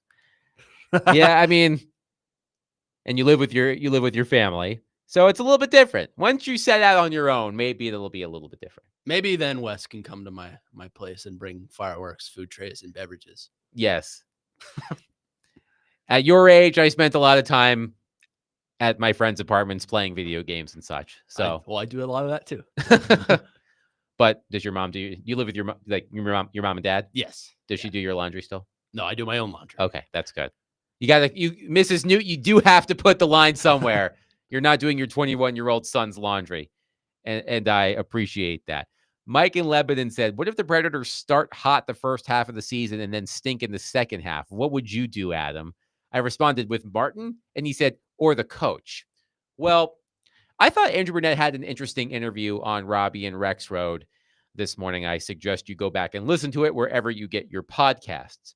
And look, if I'm not mistaken, I was the first person on this station to call for the firing of Andrew Brunette. I did so after 25 games into this awful 2024-2025 season. And my reasoning for it was, at the time, the season was still young. And if you were looking to salvage the season, you needed to make a coaching change, because history showed that teams that make coaching changes in season do perform better after making the coaching change. So if you were looking to try to get back in the playoff race, I thought you had to break that glass in case of emergency. Now, it did not happen. I still feel that Andrew Brunette is a good coach, but I am not convinced he is the right coach for this team at this moment. This is an older team. I know that the Predators are going to be integrating some younger players into the lineup, but I look at the makeup of this roster, and as I watched the season unfold, I just wondered if what Brunette likes to do, if it meshes with the personnel. And I'm unconvinced of that. He did speak about some tactical changes he's making. They did add 2 behemoths on the back end and 6'6" Nick Hague and 6'4" Nick Perbix over the past few days. But I remain skeptical that Brunette is the right coach for this team. So if the season starts the way last season started, I don't think Barry Trotz will have any other choice but to make a coaching change. But then again, we know that one characteristic of the Predators franchise is that the Predators are loyal to a fault. So Right. even if every other team in the NHL would have fired Andrew Brunette, the Predators did not. And it's hard to imagine that it won't start out the way it did last year. It's, obviously things can change, but Andrew Brunette's system clearly hasn't. And I don't expect it to change. That's why I'm curious to see how this plays out, because the Predators seem overly positive that, last year was just a fluke. That's not going to happen again. But how much of it, and I know Jared has harped on this a lot, how much have they actually changed? You kept the head coach, you kept the same staff, you didn't make much moves in free agency. Your roster is essentially the same, minus, you lost Colton Sissons and Jeremy Lauzon, but it's relatively the same roster. So how much do you actually expect to change? For me, it's not much. I expect a bounce back just because I know that they're not as bad as they were last season. Right. So I expect them to be better next season. The question is, how much better? They missed the playoffs by nearly 30 points. The St. Louis Blues, I believe, were 28 points ahead of the Predators. The Blues had the final wildcard spot in the Western Conference. So even if you make up half of that, even if you improve by 14 points, you're still at best a bubble team. So I do expect a bounce back just because, as I said, this team, the players they brought in, they're not as bad as they were last season, but I don't know how much better they are. Right. So that's where I fall on this. So if the Predators make any other moves during the offseason, we, of course, will break them all down. But I believe the roster that we have in front of us, with the additions of Nick Hague and Nick Perbix and the departures of Colton Sissons and Jeremy Lauzon, I think that's the roster that you're going to see take the ice at training camp in a couple of months. We'll see with Brady Martin. We'll see if there are any other moves up Barry Trotz's sleeves. But I think the roster they have right now is the roster they're going to have in September when training camp starts. And I don't see a playoff team on paper. But then again, as Barry Trotz said, it's only fantasy hockey until the game started. And he was right about that, because I had high hopes for the Predators last season. But as we know, they failed to reach them. 615-737-1025. Now, because of the holiday weekend, there will be no Force Company this weekend starring Connor Newton, Jake Lyman, and Nick Frazier. So I decided that we're going to have a special DVD edition of Newt's Notes. Oh my Newt's Notes goodness. is coming up next. 615-737-1025. Adam Vingan, Connor Newt, 1025 The Game.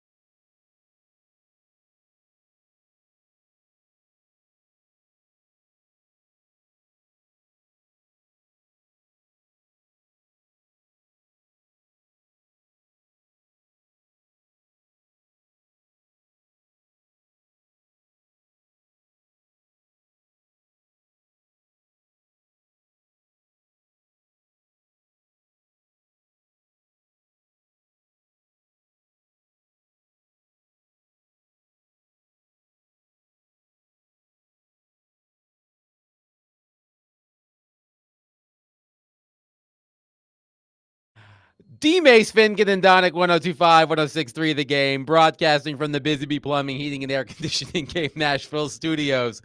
Home of the $99 yearly Beehive membership where the buzz is always about great service. And we are presented by Bet365. Whatever the moment, it's never ordinary at Bet365. Adam Vingan, David James, and of course, Connor Newt, as you just heard. No Force Company this weekend because of the holiday weekend. And since Connor is sitting in with me today for Willie and Derek, I thought, what the heck? Let's have a special DVD edition of Newt's Notes. So, Connor, you take it from here, my friend. Okay.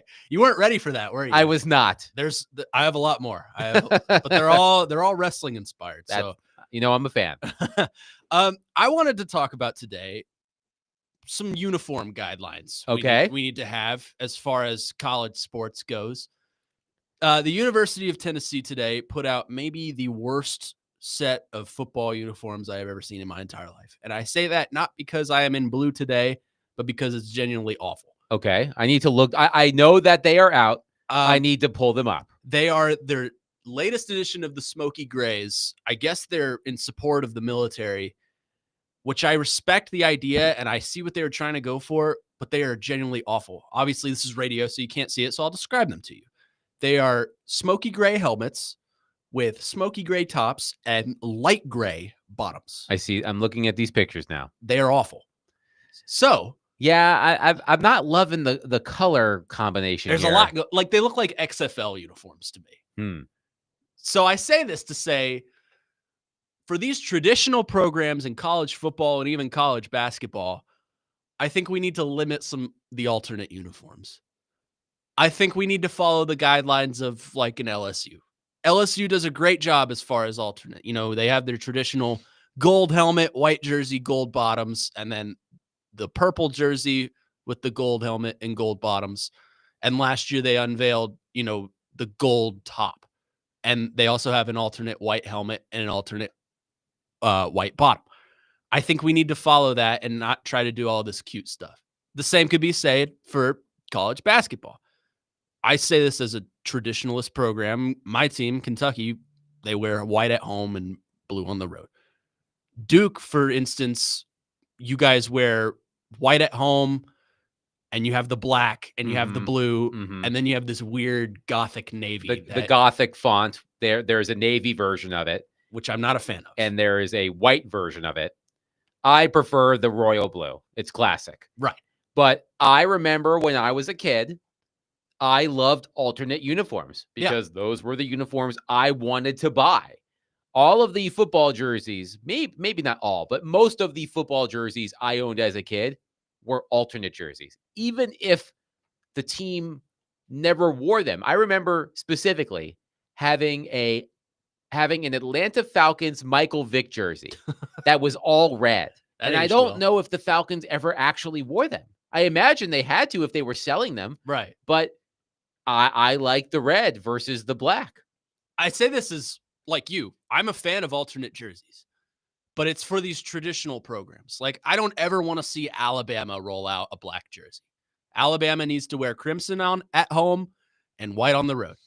Tennessee, while we're talking about them, I'm okay with them having an alternate, but it needs to be that black that they wear. And they only wear it once, right? They're only wearing this uniform once. Right. And even then you have a problem with it. I just don't like it. Okay. It takes away the tradition of college sports for me.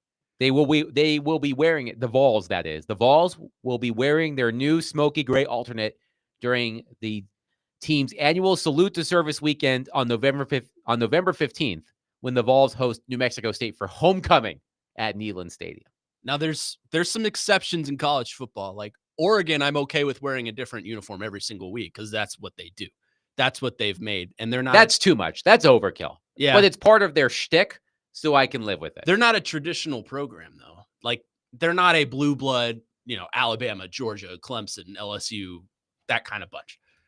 But as far as I think the SEC is the main conference to target as far as who wears traditional, because Alabama needs to wear traditional. LSU, like I said, does a great job of that. Auburn is traditional. They wear navy at home, white on the road.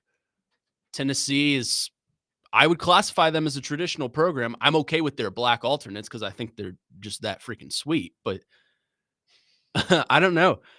And it seems like, wow, they're all mad at me because I'm Kentucky. One texter, Yeah. Joey from Gallatin, says, only a fan of another team would think that. They look great, and that's not because I myself am prior Air Force.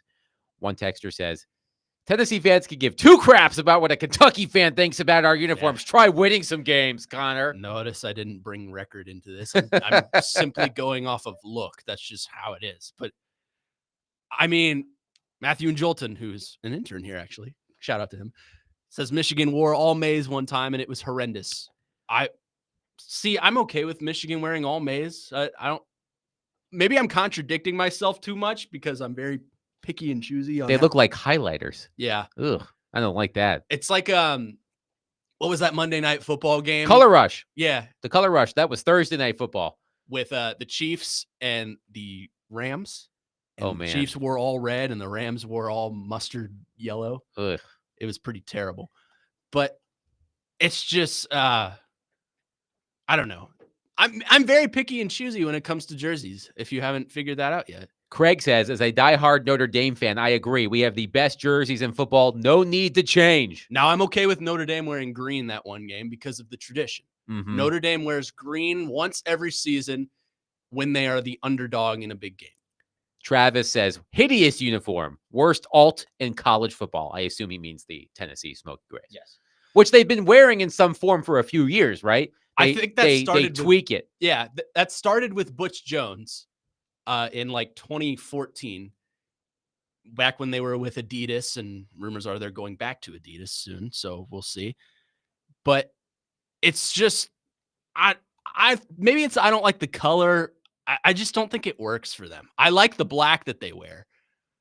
I say this as Kentucky, which is weird because in football, Kentucky, I'm like, give me all the alternates you want. I don't care. You're not a traditional program. If you're going to go out there and lose, at least look pretty doing it.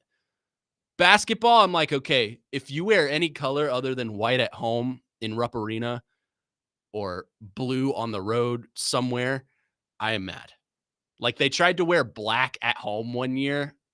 I think this was 21. Oscar Tshiebwe was on the team, and I was mad. I hated the black because it looked too much like Duke. I don't want to look like Duke. No offense, but None taken. I feel this way about NBA teams I think each of them have 4 different uniforms. yes, But the city uniforms, some of them are good.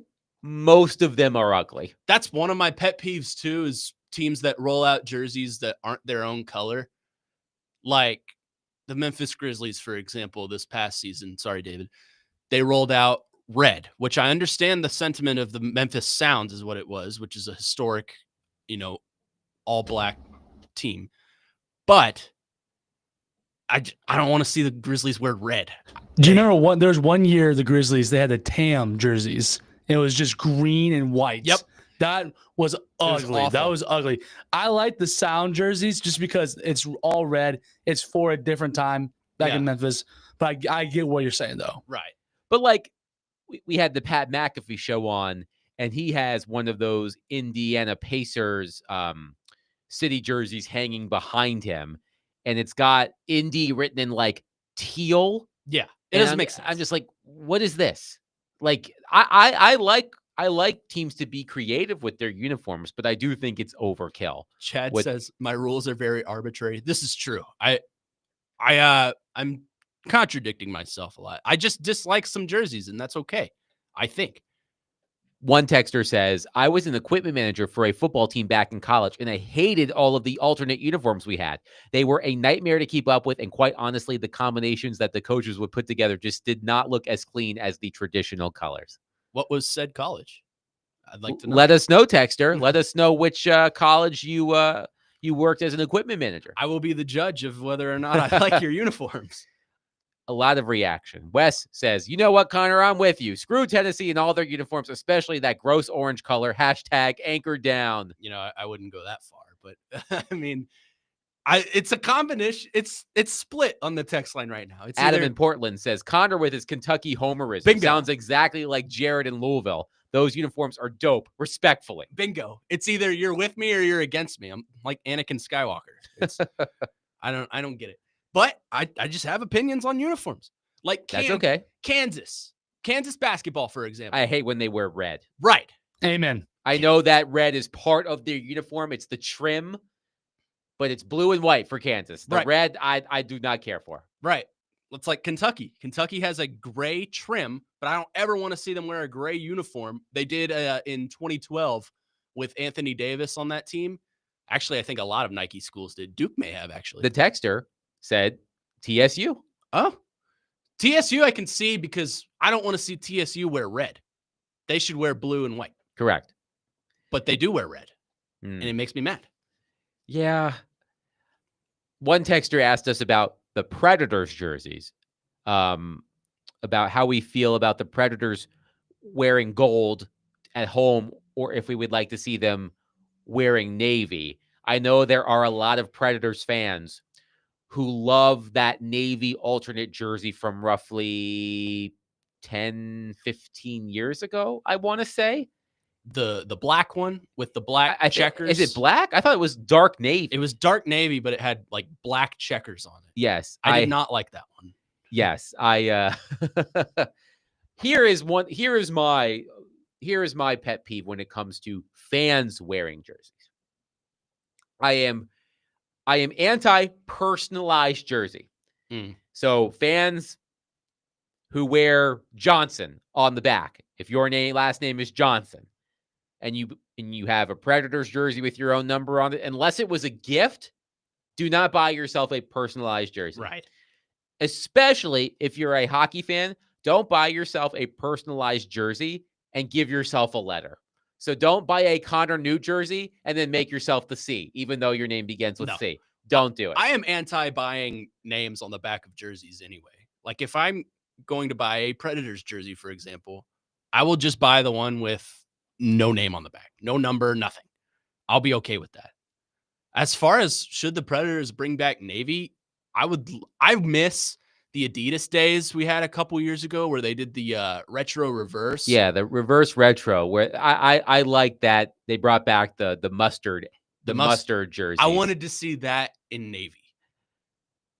The other jersey pet peeve I have, which is not personalized jerseys, it's you cannot have a player's name on a jersey he did not wear. Right. So I remember when I was covering the Predators, I used to see this guy on the concourse in Bridgestone Arena all the time wearing the navy alternate uniform with James Neal's name and number on the back. Sir, James Neal never wore that uniform. That is unacceptable. Yeah. So that is even a bigger pet peeve of mine, uniform-wise, than personalized jerseys. It's when people put actual player name and number on the back of a jersey he did not wear. Or on a even broader scale, a player that didn't even play here. Like I remember a few years ago when Aaron Rodgers purchased land here in Nashville.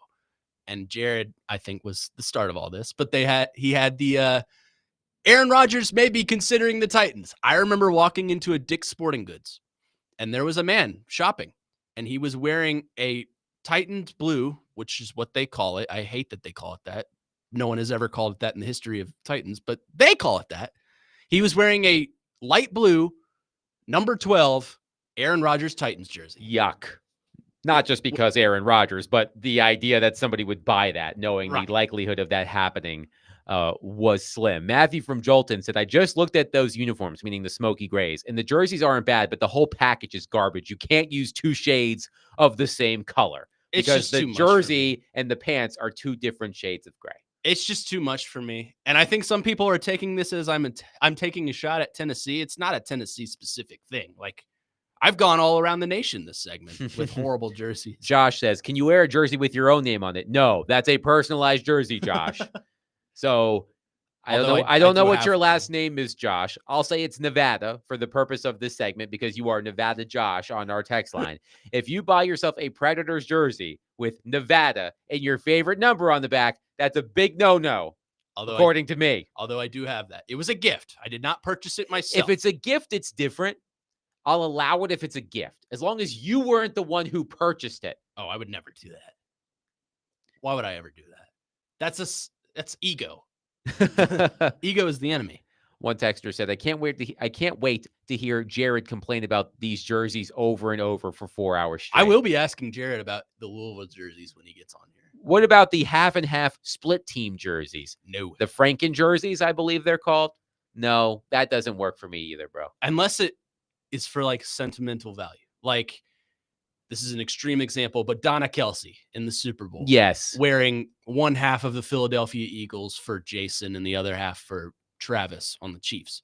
That is acceptable. But if you are to purchase, like I've seen these for sale before, like a Titans jersey with one half Oilers Eddie George and the other half is Titans Derrick Henry, that's just unacceptable. No, I don't like that. One texter says, I do like Louisville's shiny uniforms. As much as I dislike Kentucky, their silver helmets and blue uniforms are pretty cool. He didn't say Kentucky, and that hurts my feelings. He said, as much as I like, he said Kentucky. Yeah, I don't Kentucky. I don't like that. Okay. Adam in Portland says, the same guy who bought the Aaron Rodgers Titans jersey for sure had a Titans tattoo predicting us as AFC South champions for the upcoming season. I mean, people are weird, man. Like, wow, jerseys is a whole like I could spend a whole 4-hour show on jerseys. Nate said, what about a jersey that was misspelled? I saw a guy who bought a jersey and the company misspelled Sisson's name. It was Snossis. I'm calling him Colton Snossis from now on. Snossis. Well, you'll have to be doing it in Vegas because Colton Sissons Yes. isn't here anymore. Predators 2020 Winter Classic jersey. Somebody texted. That was a nice jersey. That was great. The faux back. How do you feel about a faux back? Explain faux back? So the Predators Winter Classic jersey was based on, I believe, older hockey teams in Tennessee and Nashville. I can't remember exactly what, it's been so long. But the Predators obviously never wore those jerseys, but they were styled in the form of a throwback. So a jersey that is meant to look like a throwback, even though it's not a throwback, a faux back. I'm okay with Think that. about the jerseys you see teams wear in the Winter Classic in the NHL. I'm thinking of that, and I'm thinking of, you see these MLB teams, they'll play in like Negro League Classics, and they'll wear these Negro League jerseys. Like the St. Louis Cardinals did it last year. They were the help me out, David. Were they the St. Louis Sounds? Was that what they were? No, not the St. Louis. I'll double check it real quick. Okay. Anyways, I'm in favor of a faux back because I think it looks good. Like, I like the Predators Winter Classic jersey. It was a sharp jersey. Now the Stadium Series was awful. I did not like those. The navy that said with on it. was it the hatch print or whatever it's called? It did not look good to me. Yeah. One texter says, okay, fine. What about a Predators jersey that says Stone Cold or The Rock on the back? The St. Louis Stars. St. Louis Stars. Keep it to, and then there are people who are just anti-jersey. I believe Rex Road is anti-jersey, especially when it's an older person wearing the jersey of a young player. Like a 50-year-old wearing a Brady Martin jersey. Like that kind of freaks Rex Road out, I think. What's his name? I wonder how Rex Road feels about was it Fred Durst for Limp Bizkit? Fred Durst, yep. He was wearing a Cam Ward jersey, Oilers, at his recent concert. Huh. It was interesting. Where was he playing? Here? I don't know. I don't believe it was here. Because Limp Bizkit opened for Metallica, I That's think. right. And that would have been right after the draft. Yeah. Huh. Interesting. Dylan in Antioch says the Predators Smashville jerseys were absolutely terrible. I do not like them. Yeah, Stadium Series jerseys aren't great. The Winter Classic has a much higher hit rate of nice jerseys. Because they're all faux back for the most part. And some teams actually do go back and repurpose jerseys they used to wear. But the Predators, being a younger franchise, don't have a lot of that. Yeah. Which is why I see what you're saying. Right. Because I remember the Seattle Kraken played in the Stadium Series. Yes. And they did sort of the Seattle Metropolitans, I believe it is. And those were sweet. Those were cool jerseys. All right, Connor. I appreciate your Newt's notes for today. Some people don't, but that's okay. But you know what? It generates a lot of conversation. And that's what this is all about. 615-737-1025. Our phone and text lines are driven by WilsonCountyHonda.com. You can continue to text or call us and let Connor know if he's onto something or if he's full of crap. 615-737-1025. Speaking of full of crap, something Paul Feinbaum said that generated a lot of interest. I know that Connor Newt is a college football aficionado, so I would love his opinion on this. Coming up next, Adam Vingan, Connor Newt, 1025 The Game.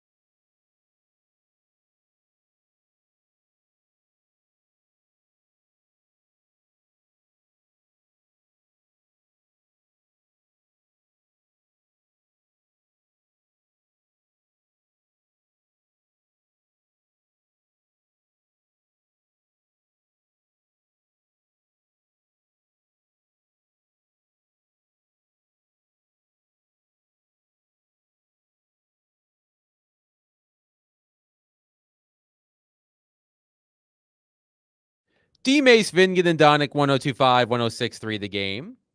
Adam Vingan, Connor Newt here with you. Willie and Derek out today. A lot of text on our text line. So Fred Durst was wearing a Cam Ward jersey. Greg says that Fred Durst lives in Franklin. Multiple people said that the Cam Ward jersey was worn during a concert in Denver, which is funny considering that Cam Ward will make his NFL debut week 1 in Denver. That might be why. I told you I was going to make a really cringe-worthy Limp Bizkit joke when we came back. I'm ready. He did it all for the rookie. It's his way or the highway, That works too. even though it's my way or the highway. He did it all for the rookie. That was Come on, the rookie. That was WrestleMania 17. It was. So, well, guess what? I learned today that Fred Durst, A, lives in town, and B, was wearing a Cam Ward jersey. That's pretty cool. But nevertheless, Cam Ward, a celebrated college quarterback. Well, this past season at least, but had a successful college career on multiple teams. And Paul Feinbaum made headlines this week. I believe he was on Get Up, and he went to bat for Arch Manning, and not just a regular old bat. Man, he was swinging for the fences when he said this about Arch Manning. Paul Feinbaum, what are your expectations for Arch? The absolute roof. I think there's a reasonably good chance that Arch Manning will be sitting on the front row in New York at the Heisman ceremony. That's assuming that his team does what it's supposed to do and compete for not only the SEC, but for the national championship. And I really believe they will. I think Steve Sarkisian, who's one of the most amazing play callers I've ever seen, made a critical mistake late in the year. He was way too loyal to Quinn Ewers, who was banged up and was really ineffective. Had Arch Manning been instituted in the second half of that game, like Nick Saban did a couple of years ago with Tagovailoa, I think there's a reasonably good chance that Texas would have beaten Ohio State and won the national championship. They're very capable of doing it again this year. I believe also that Arch Manning is the best college football quarterback we have seen since Tim Tebow entered the scene in 2006. What do you think about that, Connor Newt? Well, you said swing for the fences. That's like it's like 2006 Barry Bonds on steroids swing. Might be. I mean, maybe Arch Manning will be front row in New York. Maybe he will be a Heisman contender. He is the betting favorite, by the way, according to ESPN Bet, to win the Heisman at plus 600, followed by Cade Klubnik and Garrett Nussmeier at plus 900. To which I say, let's pump the brakes a little bit. Arch Manning has not played more than, I believe, one full start in college football, and we're already deeming him as the savior of college football and the number one overall pick. First off, I don't think he's coming out of this upcoming draft. You look at his family, Peyton stayed all 4 years. Eli stayed all 4 years. Archie stayed all 4 years. That family is loyal, and I think that I don't know. I just think Arch Manning is going to play next year as well for Texas. Do I think he is a good quarterback? Yes, I like Arch Manning. I think he's going to be a good quarterback for Texas. I think Texas is a contender for not just the SEC, a national championship. I think they have probably the best roster in the nation from top to bottom. But do I think that Arch Manning is going to, come out and just set record numbers and just explode? No, I think we need to pump the brakes on Arch Manning a little bit because he hasn't proven that he is capable of that. There's a reason why Quinn Ewers was the starter in Texas the whole time and Arch Manning was the backup. Because like we've been saying about Brady Martin, for example, Arch Manning needs to sit and develop if you want to become that overall dominating quarterback. He attempted 90 passes last season, 939 yards, 9 touchdowns, 2 interceptions. So good when he played. That is a third of what your average starter is going to attempt in a full year of college football. So he said the best quarterback since Tim Tebow in college. So let's think of some college quarterbacks over the past 20-ish years who you would take over Arch Manning and how you project Arch Manning to be. Who comes to mind for you? As a first-year starter or just overall? Generally speaking. Joe Burrow in 2019 comes to mind for me. I wouldn't quite put Trevor Lawrence there. Honestly, Tim Tebow is the best quarterback of this century, I would say. Okay. But I wouldn't put him on the same level as Arch Manning. Like Joe Burrow comes to mind for me. Trevor Lawrence comes to mind for me. Cam Newton comes to mind for me. RG3 at Baylor was pretty electric. Marcus Mariota at Oregon. There's a handful of guys I would put just right under Tim Tebow, and Arch Manning isn't that for me just yet. I haven't seen enough of him to say he is the best quarterback of this century. Well, let's look at this season, this coming season specifically. where would you rank Arch Manning among the starting quarterbacks for the top programs in the country? Do you have him ahead of Cade Klubnik, Garrett Nussmeier? I would put him into the top 10.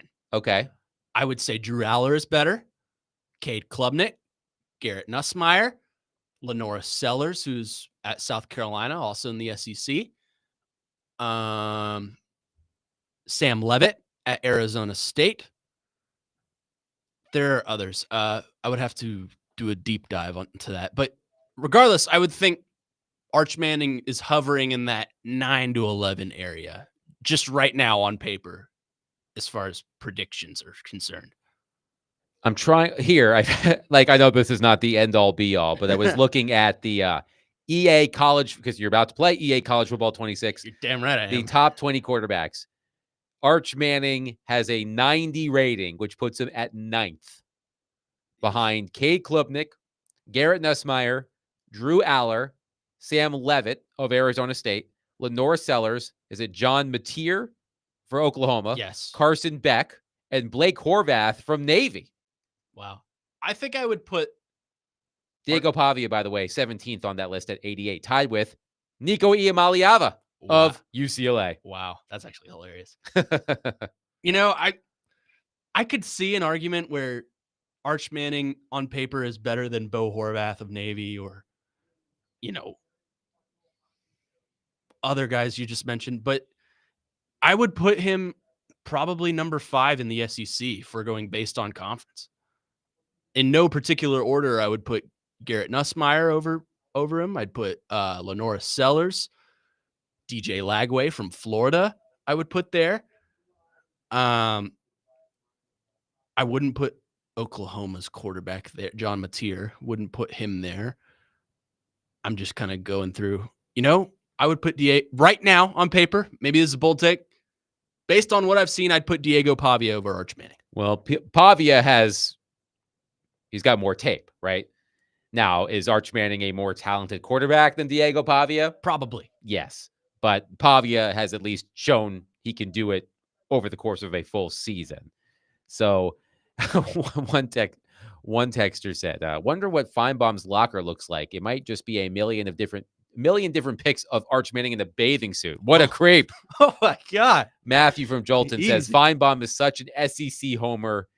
It's insane. Well, he's on SEC Network. Joey from Bellevue says, it's difficult rating Manning considering he has hardly played. There isn't enough college film on him, which was our previous point.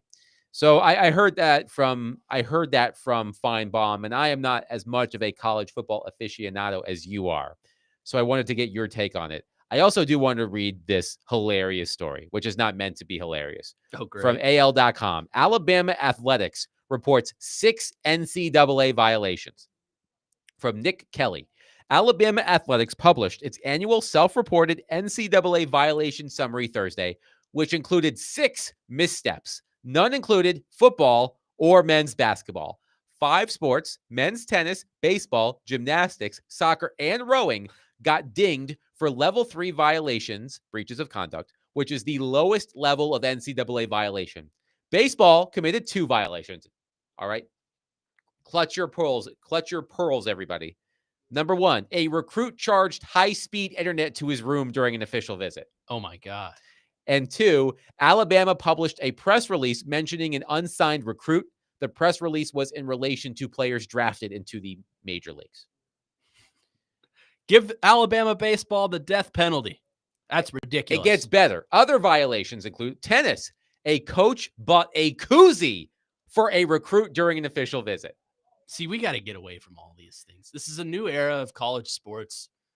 If a coach I think it was Michigan, Jim Harbaugh bought a recruit a cheeseburger, and it was dinged as a recruiting violation. We need to get away from this.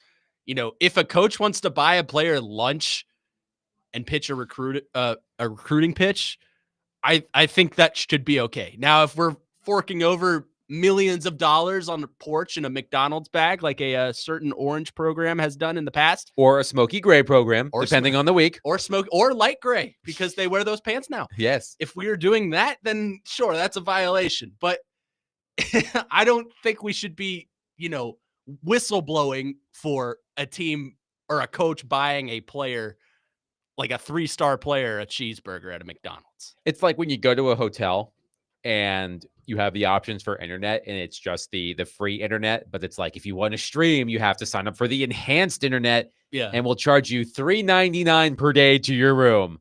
I guess that's what this recruit did because he charged high-speed internet to his room during an official visit, an Alabama baseball recruit. Stranger Things isn't going to watch itself. In Alabama gymnastics, a recruit while attending a camp shared with staff members she was committing to Alabama. Soccer, players got only one required day off during an out-of-season segment. And in rowing, a portion of the rowers only got 13 days off during 2024-2025. I mean, that's... As part of the summary, Alabama noted corrective actions taken. Rules education was always the first step and sometimes the only step. In the case of the men's tennis koozie situation, the coach will be issued a letter of admonishment, and Alabama declared the potential student athlete ineligible until the value of the koozie was repaid to a charity. Got to repay that $20 koozie. The same was the case for the baseball player who expensed internet to his hotel room during an official visit. So you're telling me this Alabama recruit is ineligible until Alabama finds out how much that koozie cost and then gives that money to charity? Oh, my God. That's insane. I mean, everyone repay your $7.50 for the koozie and everything. I bet it didn't even cost that much. Yeah. $3. I mean, what charity would it go to, too? I don't know. Dylan in Antioch says, isn't all internet high speed these days? What is this, 2003? Phil says, let's also be real. If Arch's last name wasn't Manning, he'd be getting about the same hype as Sellers and Lagway, which ain't much, even though they're good and proven. I don't know if I agree with that. I think he would be getting significantly less hype. That's such an easy argument to make. I'm not discounting Phil's point here. Well, it's only because his last name is this. Yeah. But we said the same thing about Shedeur Sanders last year in the draft. Yeah. See how that turned out. We see how, I mean, he was a 5th-round pick and his last name's Sanders. If his name was Shedeur Smith, maybe he would have gone undrafted. But you're right. It's such a safe argument to make as far as, well, his last name is, we saw it with the Predators recently with Blake Fidler. Everyone was saying the Predators should draft Blake Fidler because his dad played here. And while I kind of agreed with them, it's just such a simple and easy argument to make. I just think with the way that sport, first of all, there is absolutely no way that the Alabama men's basketball program and the football program did not commit any violations. Right. I'm just throwing it out there. That definitely did not happen. But the fact that the coach received a letter of admonishment, I would love to see a copy of this letter. Dear so-and-so, how dare you buy a koozie for a recruit? That recruit is now ineligible until you pay back the $3 and give it to charity. Just what are we doing? 615-737-1025. We will wrap up the week with our friend Jared Stillman. That's coming up next. Adam Vingan, Connor Newt, 1025-1063 The Game.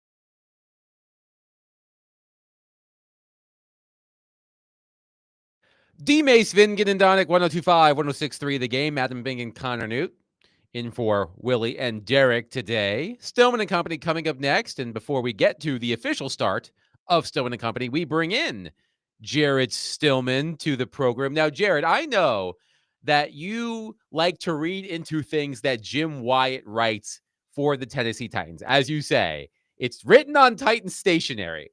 So I found it interesting. Is it not? I understand your point. I found it interesting that in a mailbag that Jim Wyatt wrote, I think last week, he was asked a question about L'Jarius Sneed. And this is what he wrote, quote, "The Titans are not going to cut Sneed." I thought you were going to go with the one. I thought you were going to go with the one that he wrote about T'Vondre Sweat's weight. But okay, let's go with L'Jarius. Have you Sneed. heard this Sneed one yet?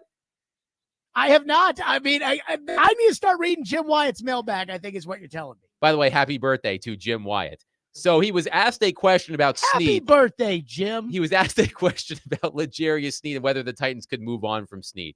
And he wrote, quote, "The Titans are not going to cut Sneed. Sure, the team needs L'Jarius to perform for sure. I know coaches are counting on him, but I'll be honest. Based on how things have gone so far, it's hard to get your hopes up too much because he just hasn't been able to practice or be available. To me, it kind of feels like he'd be a bonus at this point." That was Jim Wyatt for the Titans on their website about L'Jarius Sneed. What do you think? Again, that's on Titan stationery. You know, I mean, that's not like it was written at paulkaharski.com or it was said on the radio. You know, it's like that's Titan stationery. I mean, that's like if Mike Keith were to have said something when he was the play-by-play voice of the Titans. I mean, it's coming from the Titans. So even they're saying, yeah, hey, I know the coaches are counting on Sneed, but nobody else around here is.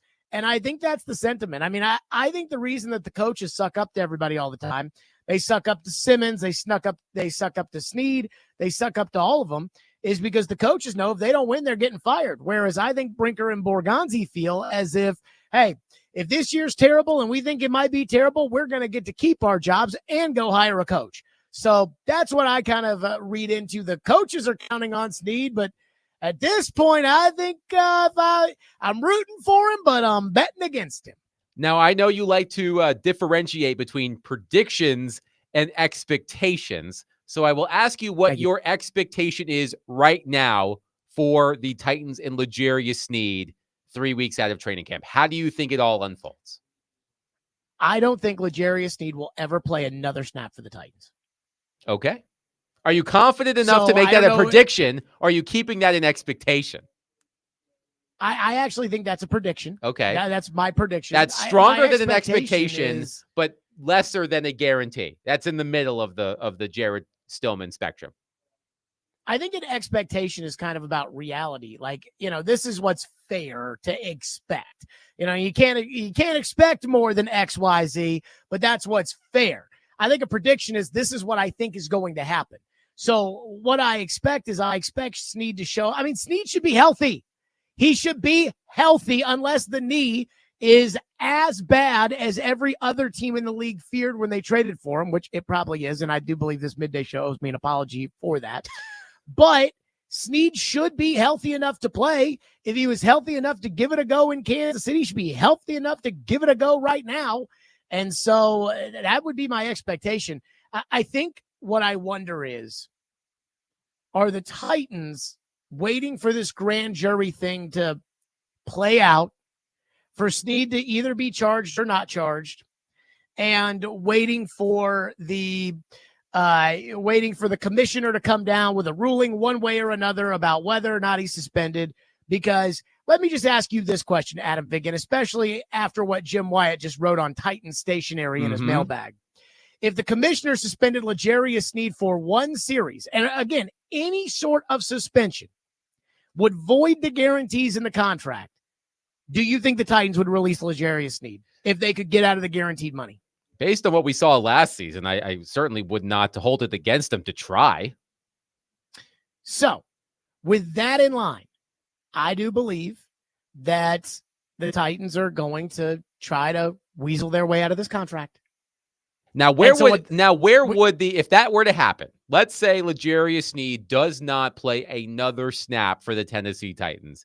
You have encyclopedic knowledge of this franchise. Where do you put the L'Jarius Sneed trade in the history of the worst moves made by the Tennessee Titans? We can limit it to trades because we can look at draft picks and free agent signings. Let's look at trades. Where would you put it if that were to happen? So the worst trade in the history of the Tennessee Titans is the A.J. Brown trade. Of course. I mean, that is by far the worst trade, and I don't even think there's a close second. And the L'Jarius Sneed trade would not get to the level of the A.J. Brown trade in terms of its terribleness. So I'd have to say, would it be 2? I mean, it's certainly up there. I'm trying to think off the top of my head of like other trades that have just been downright abysmal. The mistakes the team has made for the most part have been, coach choices or draft picks or things of that nature. And even the A.J. Brown trade is kind of tied to the draft pick and the bust of the draft pick as much as anything. But I consider the A.J. Brown trade essentially A.J. Brown for Treylon Burks and Malik Willis, and that's a terrible trade. So I would probably have to say it would probably be number 2, unless there's something from the 2000s I'm missing. I mean, they traded for Kevin Carter, and I thought that was a good trade over the years. I'd have to say that the L'Jarius Sneed trade is probably number 2. Jared, in your professional opinion, is this season for the Titans more about developing Cam Ward, or is it straight up wins and losses? Who's asking? Me. Well, I would say that from the standpoint of what's more important for the Titans to be better over the long haul, Cam Ward's development is probably the most important thing. The problem is that the way people judge quarterbacks are strictly by winning and losing. Look at the stats between Jaden Daniels and Caleb Williams. They're really not that different. Now, think about the narrative surrounding Caleb Williams versus the narrative surrounding Jaden Daniels, and the difference is the winning. So I do think that those kind of go hand in hand. If Brian Callahan's asking you the question, then the answer is winning and losing, because if this team wins 4 games, Brian Callahan's going to get blamed. He's going to get fired. If Chad Brinker's discussing it, I think that they will be fascinated to see how Cam Ward will deal with the adversity and deal with getting absolutely kicked in the teeth this year. I mean, this defense is horrible. I don't think that's going to help him out at all. He's got 1 receiver. He's got no tight ends. The offensive line will see. The center is still hurt. So he's really set up to fail. And I think maybe they look at this and say, okay, let's see how he responds from all the adversity that he's going to face, because he's going to face a lot of it. And then we're going to change the coach on him, and we'll see how he handles that adversity. So maybe it's like, okay, let's see how he handles it. Let's see how he develops. Let's callous him up a little bit or something. But if Brian Callahan's asking the question, what's more important? It's about finding a way to win every single week, because the only way he's going to keep his job is by winning or losing. Before we get back to Connor, Joey from Bellevue texts in. Jared, would you put the L'Jarius Sneed trade above or below the Julio Jones trade? You were very, very, very anti-Julio Jones trade, to your credit. Yeah, I was really against the Julio Jones trade. I'm going to say that the Julio Jones trade was worse. That was a 2nd and a 4th. And so, and the money, not that the money should matter because the cap's fake, but the money absolutely matters to Amy. I'd say they're very, very close. The Julio trade, they shouldn't have done it. It was a mistake. But I, even as against the Julio trade as I was, I think there was more upside to that than the Sneed trade, simply because Sneed had a degrading knee. Like, he had a degrading knee, and everybody knew it. Kansas City knew it. That's why they didn't want to pay him. And Sneed's also trouble off the field, which is something that the Titans should have investigated and done their homework on as well. All right, Jared, this one's a bit out of left field, but it's all in good fun. So we talked earlier about... So Adam with a big smile. So let's see how out of left field this is. He knows. Is this out of left field like Joel Klatt said that the 5'11" college football playoff came out of left field? No. Not quite. We did talk about this earlier in a special edition of Newt's Notes. So this has been something we have discussed today. Okay. So have you seen the uniforms the Tennessee Vols rolled out today? And how I heard Robbie talking about them today. And how awful they are. So I've set kind of a precedent today that college football teams should have 3 sets of uniforms: home, road, and away. Do you agree with that sentiment? Okay, so I want, just to be totally fair, because there's a bias here with me. Right. I am so anti extra bulk crappery on the uniforms. Yes. Like, I am so anti fluffery. I find the uniform advertisements in baseball and hockey's not so bad, but baseball and basketball, but especially baseball, I find that to be so cheap. To see a Motorola patch on the Chicago freaking Cubs uniform. Like, that uniform hasn't changed since when? 1900, and we got a freaking Motorola logo on there. I think it is so disgusting. I think that all these Oregon wannabe uniforms with, oh yeah, look, today we got pink trim on the top of that. I hate it all. My buddy is the athletic director at Louisville. I told him, I said, if Under Armour came to me and they were like, Jared, we want to steal Louisville away from Adidas, I'd say, I'll help you, however, but you got to come back with the most minimalistic uniforms you can find. Our baseball team looks like bozos 95% of the time with some of the uniforms they wear. I told my buddy, the athletic director, that. I'm like, these uniforms suck. They put out this week their football uniforms, and they're like, we're going back a little bit more traditional with a little, new flair, and it's just a red Louisville right across the front. Yes. A white Louisville right across the front. Now, I'm sure we'll have a black one, and that's fine. I'm good with that. I'm good with the black. I'm good with the red. I'm good with the white. I'm good with it. I don't need extra like bird wings and Adidas, emphasizing on the, I don't need any of that. And I told my buddy, the athletic director, I said, I thought I was going to have to ask this of you on the day of your daughter's wedding, Godfather. And the fact that I don't have to ask that makes me feel so. I mean, I saw a picture of our basketball practice facility, and the logo in the court looks like a 7-year-old drew it up on a menu at a IHOP. I'm like, what are we doing here? So I am as minimalistic as possible. See? I agree with you about, white on the road, color at home. And if you want to have like, hey, for blackout games, we wear black, our third color, or if our third color is green, we wear it fine, whatever. I'm with you, Connor, but I want as minimal as possible. I think the City Connect uniforms in baseball are a joke. I think the patches, I think it's embarrassing. I mean, the Yankees, the uniform Babe Ruth wore has a Star Insurance patch on it. I'm so happy. He's right rolling in his grave. Do the Yankees need the money? Do the Yankees need the money? I am so happy Did right the now. Yankees, could they not afford to open the gates at Yankee Stadium if Star Insurance didn't put the back? Would Aaron Judge have to go to another team that Star Insurance would sponsor? What is this, T-ball? Thank you, Star Insurance, for sponsoring our Little League team. It's a joke. This is the greatest take Jared Stillman has ever had. Well, These are such old man takes. I I'm think sorry. we I'm I so think happy. we should end on that high note. That'll do it for us this week. Of course, no show tomorrow because of the holiday. We will be back at 11 o'clock on Monday. Have a wonderful weekend. Please be safe. I don't want any of you texting in with only 4 fingers on Monday because you were playing. Right, because you were playing with fireworks. On behalf of Derek, be loved. Love on your people. Hold them tight. Have a wonderful holiday weekend. We'll talk to you on Monday at 11. Peace.